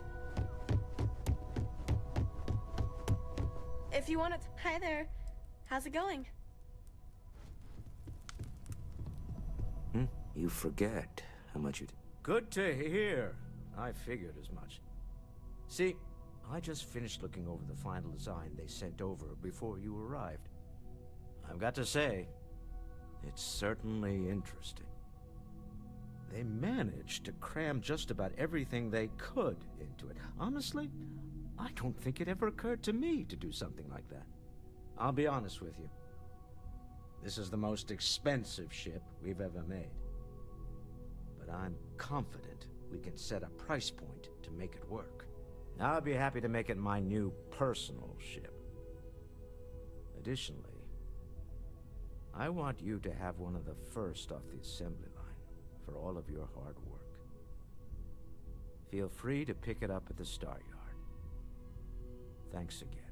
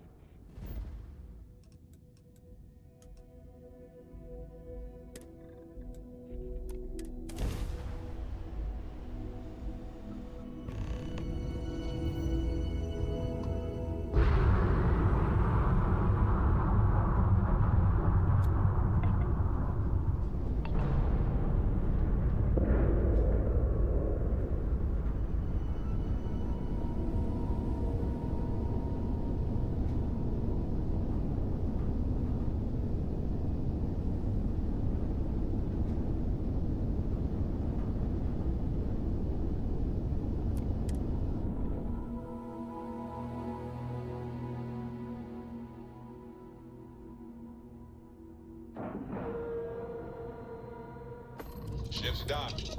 Let's go.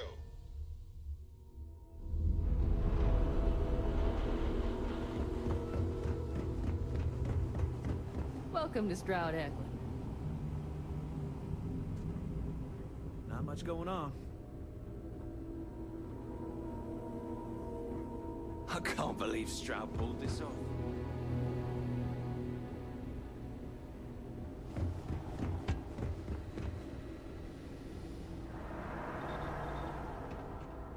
Havershaw's in the showroom if you're ready to buy.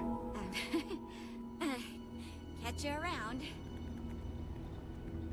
Hey, welcome back. We'll talk later then. Well, at least see you around, I guess. I still think Yeah, see you.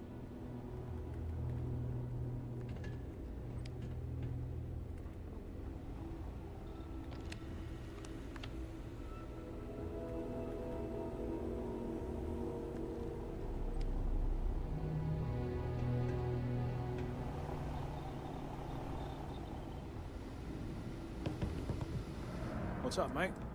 Right. Take care. Deimos, we're Stroud Eklund.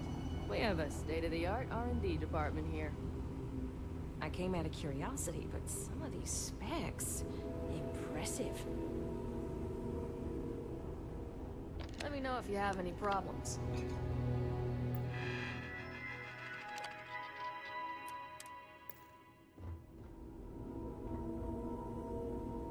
Havershaw can help you if you need anything. Everything's so new here. Our heard business they're is making switching a to new Stroud class of ship Eklund. here. It just makes sense.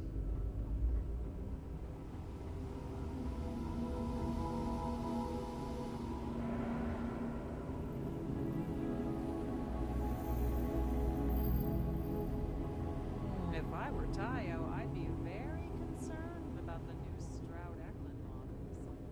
Well, I think you'll find we have some tempting options for you. Let me show you our stuff.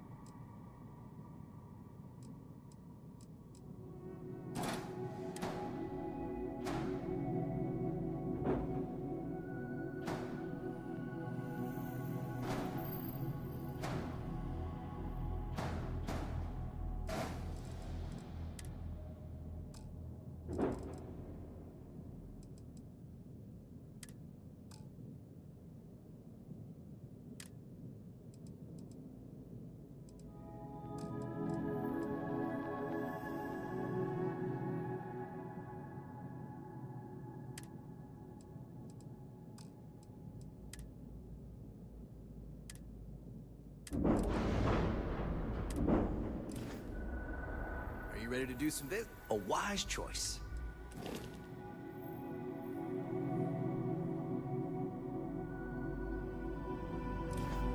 I'm proud to be a part of the street.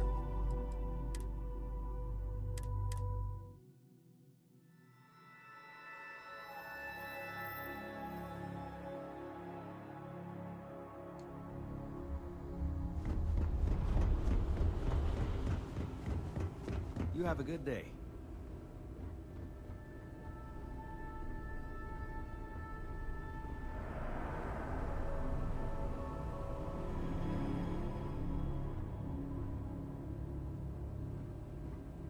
Nice to see you again. How can I help? I'm proud to be a part of the Stroud Eklund team.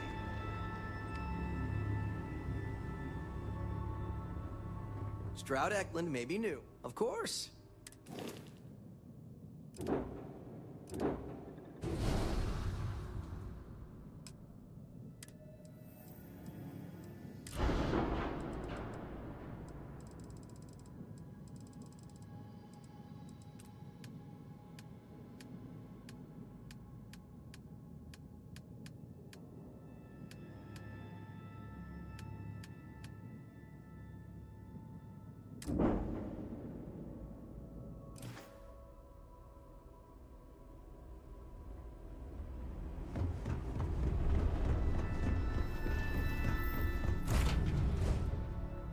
Everything seems to be where we left it.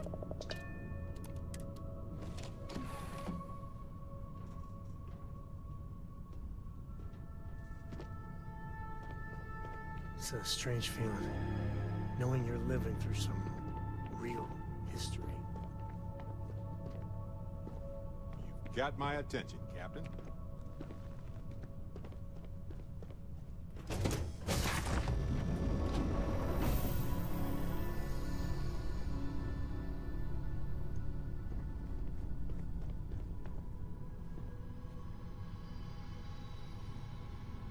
I can't imagine how hard it was to be under all that pressure. A leader knows that protecting regular folk is not just a responsibility, but a privilege. And I'm proud to call you my captain.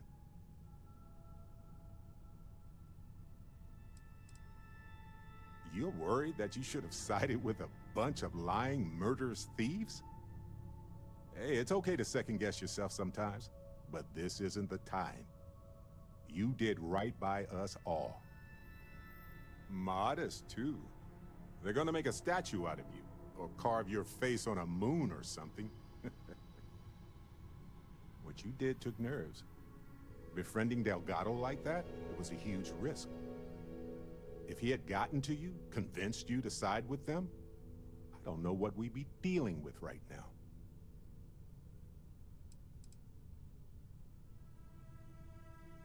Do I think less of you for doing what you had to do to save countless lives in the settled systems?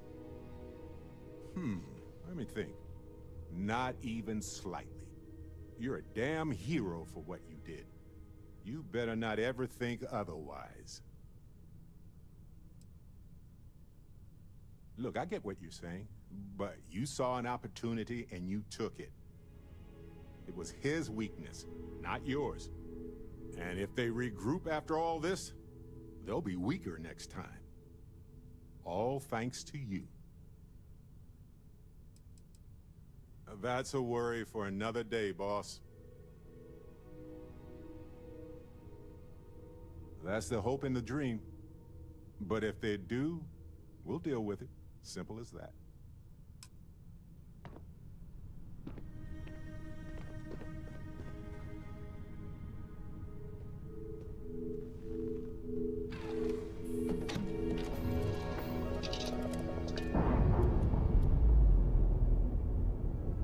Need something? We're up there.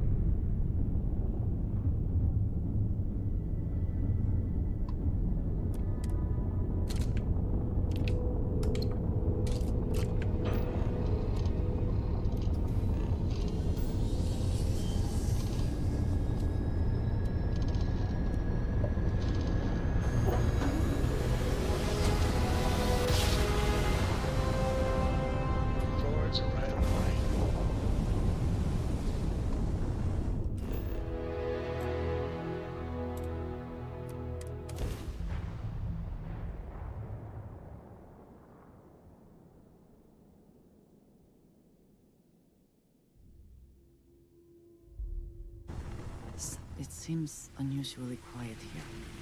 That is rarely a good sign.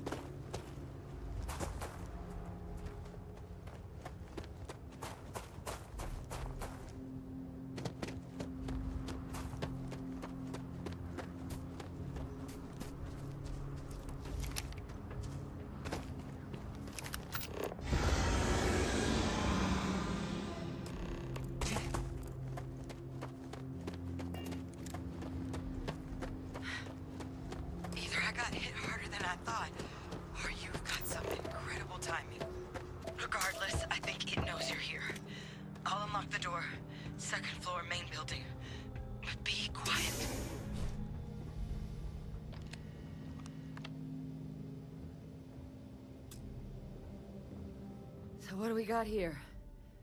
Too clean to be one of the settlers. Or a pirate. UC on patrol, maybe? Yeah, make my day if you said you were a shock trooper out for a stroll. Oh, I've been better. But I think bleeding out is at least off the table. What I really need, though, is someone who knows their way around a weapon. So, if you wanted to tell me, I'm heavy infantry and I've come to bring you the gift of ordnance, I wouldn't mind in the least. Vanguard, huh? Yeah, I expect they didn't. I'm Hadrian. I was a researcher with the UC. I came here on a rumor of a... Well, I expect you saw the results on your way in. What's left of the settlers? The work of Oxysio Machina. A terramorph. One of the nastiest aliens humanity's ever crossed paths with. And this one, well, it's something of an anomaly. Possibly a worrying one.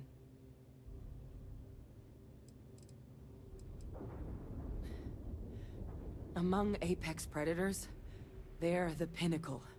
Resilient, agile, smart. And their mental prowess only increases with age. Some can even dominate the minds of weaker species, keeping them as pets, livestock, or toys. They're creatures without peer. Terramorphs have a unique growth cycle. They're usually only found on worlds that have been long colonized by humanity. But Tao said he's too young to have one, yet here it is. I came looking for an explanation and found all this. I managed to scope out a fair bit of the facility before it found me. If there are any survivors of the attack, they're long gone. I sure could. Because to confirm my suspicions about this creature, I'm gonna need a tissue sample from it. And to get that, I need its corpse. But there is a way we can give ourselves an edge against this thing. The plant's security system. The admin terminal's here in this building, but it needs its connection reset. And as I found out, that's not a one-person job. But if you can make it to the security outpost and restore the connection, I think I can get things back online. See if the settlers left us any other tools.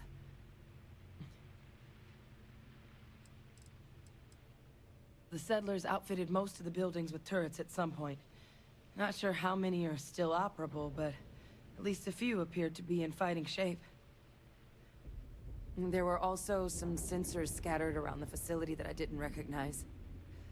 But those are honestly all just educated guesses until we get the connection reset. It's the building in the middle of the facility. The terminal in there should allow you to grant me access to the system as a whole. Then we can see about getting things back online. Admin access is centralized to the terminal in this room. Nothing's coming back online if I'm not here. But even if that weren't the case, I'd likely be more of a liability out there than a help right now. Good. Once I see the connection reset, I'll get things underway on my end. Take care of yourself out there. And make sure you leave enough of that thing for us to get a sample.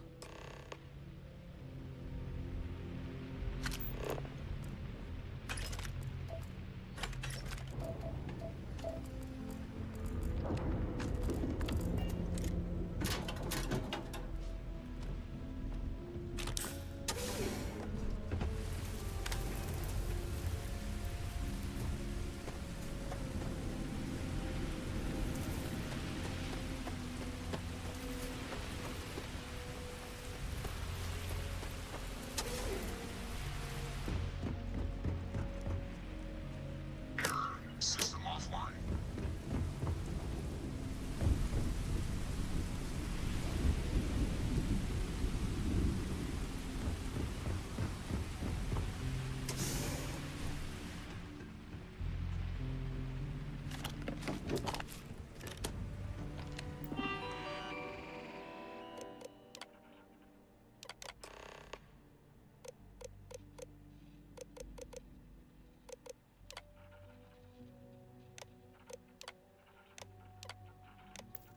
Connection restored.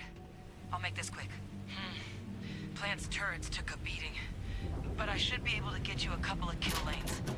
Just get the thing to chase you down the alleys between the buildings, and you'll lead it right into a crossfire. Hello. Wish I'd found this earlier. Those sensors around the facility? Part of a livestock tracking system. Should let you keep tabs on how close the terramorph is. Not connected to this network. There should be a terminal in the adjoining room. Tune it to 183.5.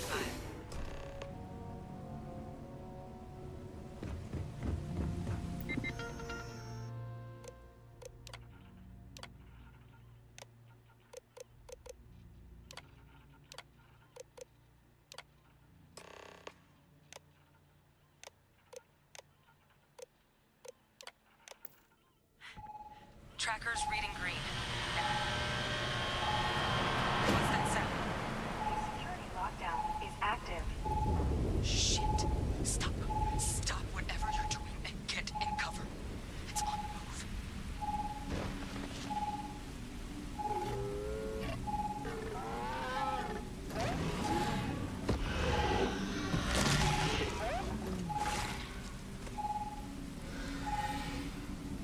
Look, I wouldn't engage directly if you can avoid it. The kill lanes. They're set up but need power. There's breakers on each of the buildings you can throw to get them live. Once they're online, lead the terramorph towards the lights and watch the fireworks. Give it hell, Vanguard.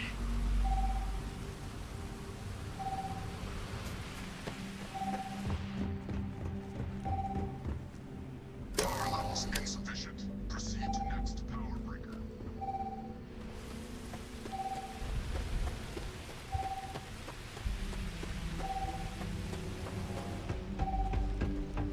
A curious place for an industrial packing operation. There must have been a good incentive for them to locate here. System rearm fatal. Additional power.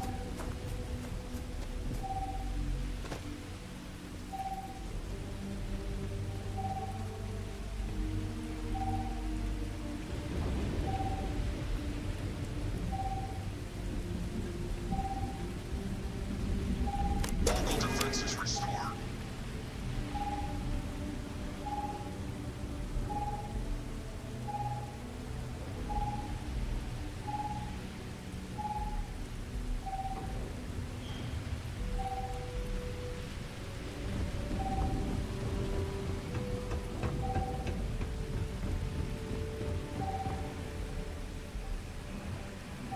Additional power input required.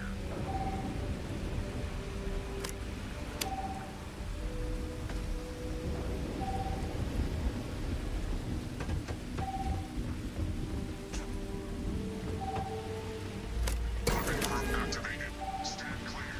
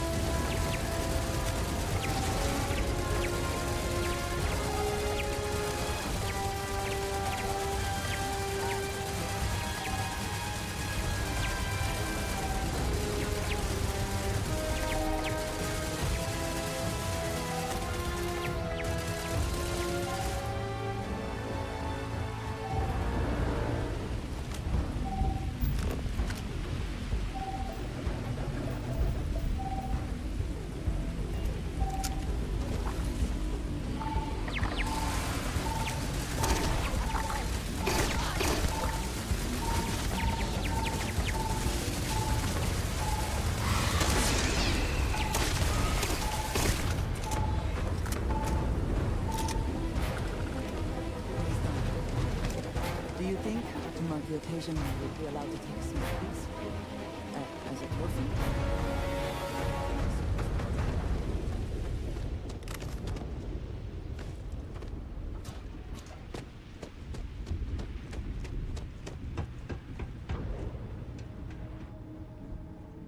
Trekker's gone quiet. I suspect it's either hiding or... Wait. You did it, didn't you? Heavens above! You just flatlined a terrormorph!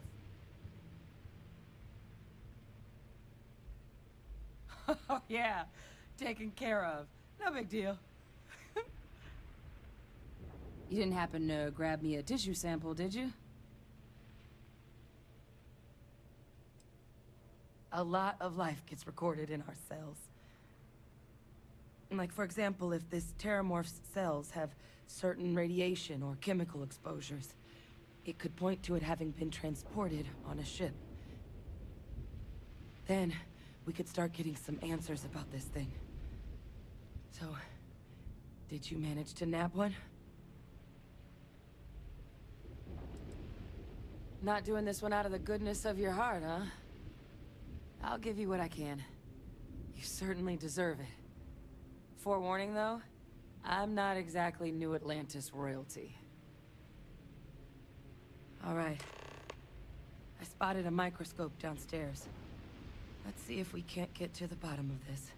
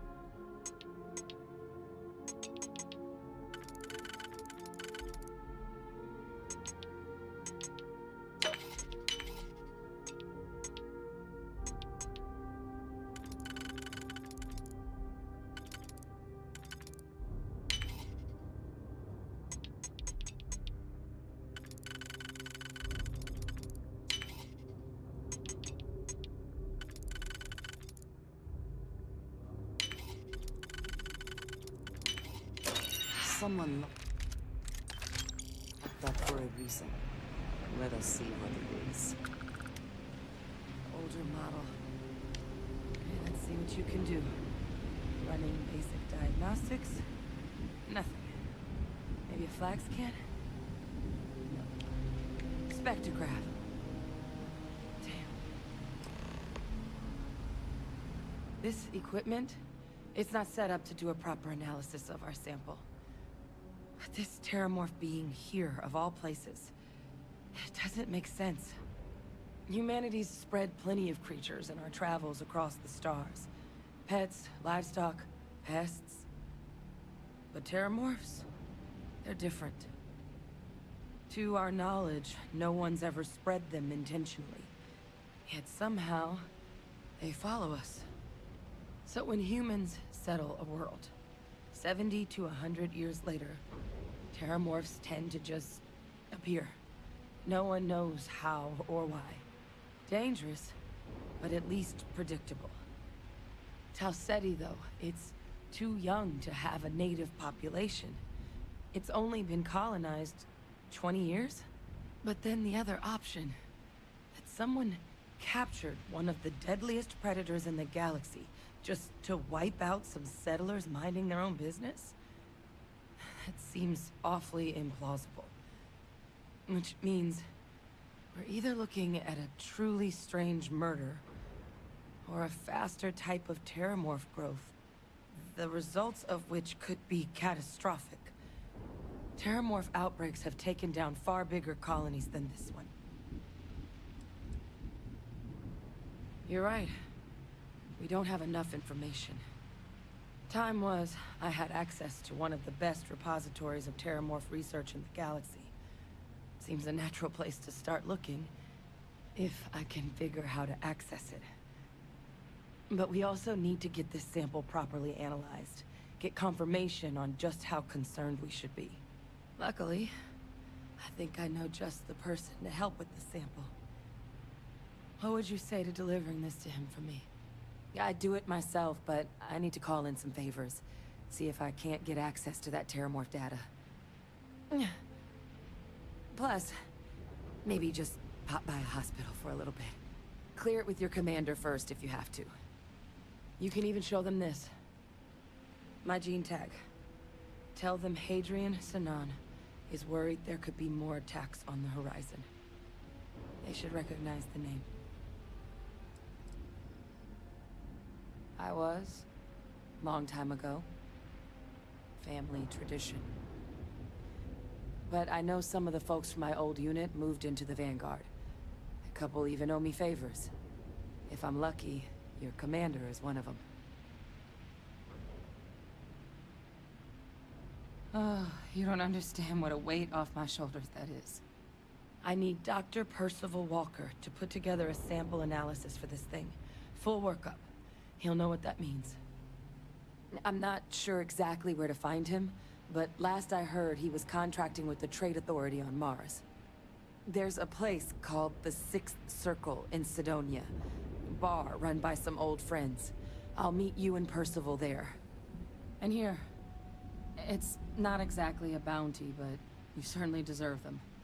Should cover the cost to fuel to Mars, at least. Now please, go check in with your commander.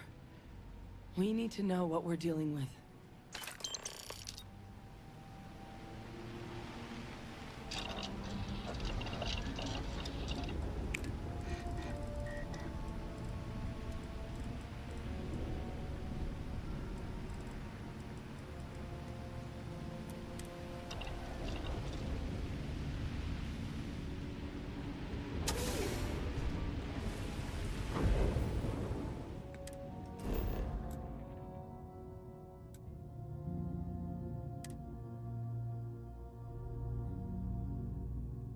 All systems are nominal. We are ready to depart.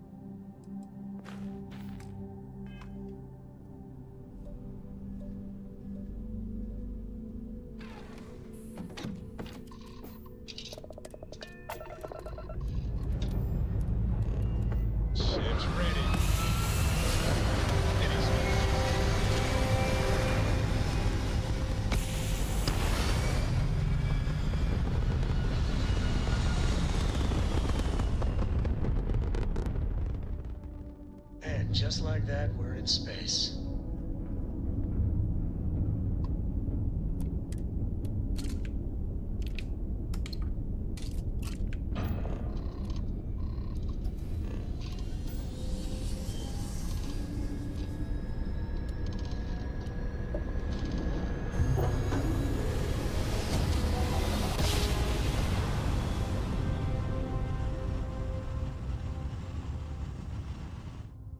tiny tin can of fragile humans that survived being hurled Maintain your through current course space while we once scan your more. ship's cargo.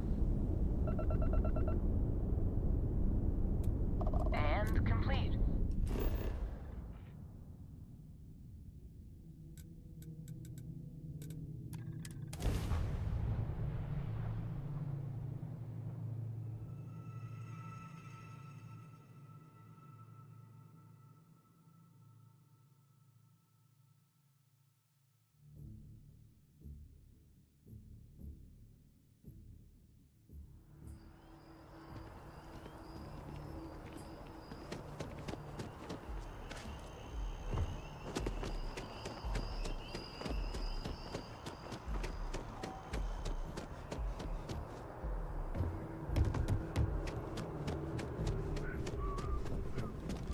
Look who's back. All set with a terror. What? How did you walk away with the terramorph tissue sample running comms repairs? What happened to the settlers?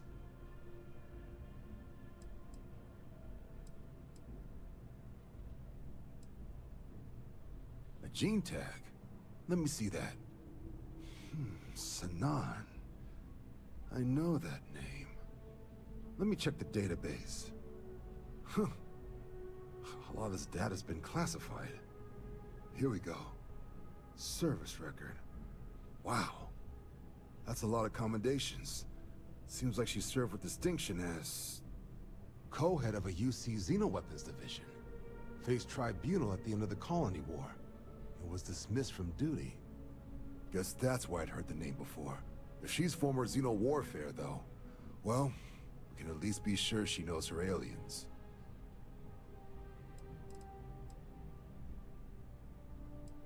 Notation says that Sanan already faced punishment for her actions during the war. Dismissal from the UC military. And her sending you to me first makes me think she's actually trying to do this above board. Considering her history, reaching out to the UC probably wasn't the easiest decision. Which means that must be a pretty important sample. In the run-up to the Colony War, the UC started a program with a singular goal. Find the deadliest, most terrifying aliens in the galaxy, and have them fight on the side of the UC. Never saw any of the deployments myself, but the program was clearly enough of a success that when the war came to an end 20 years ago, both sides agreed to have the practice banned. At which point, I presume, this tribunal decided to cut Sanan loose. Certainly seems that way. Did your survivor, Hadrian, did she mention why she thinks this sample's so special?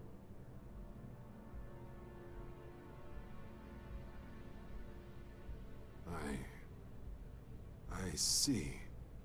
Well, this is one of the more surprising debriefs I've ever been a part of.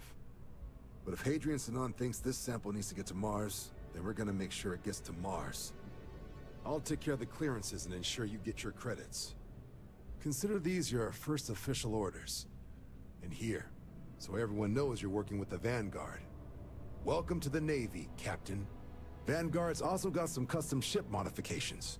You'll be cleared for access to them next time you're down at the spaceport. Talk to ship services. Now, if there wasn't anything else, I suggest you move out.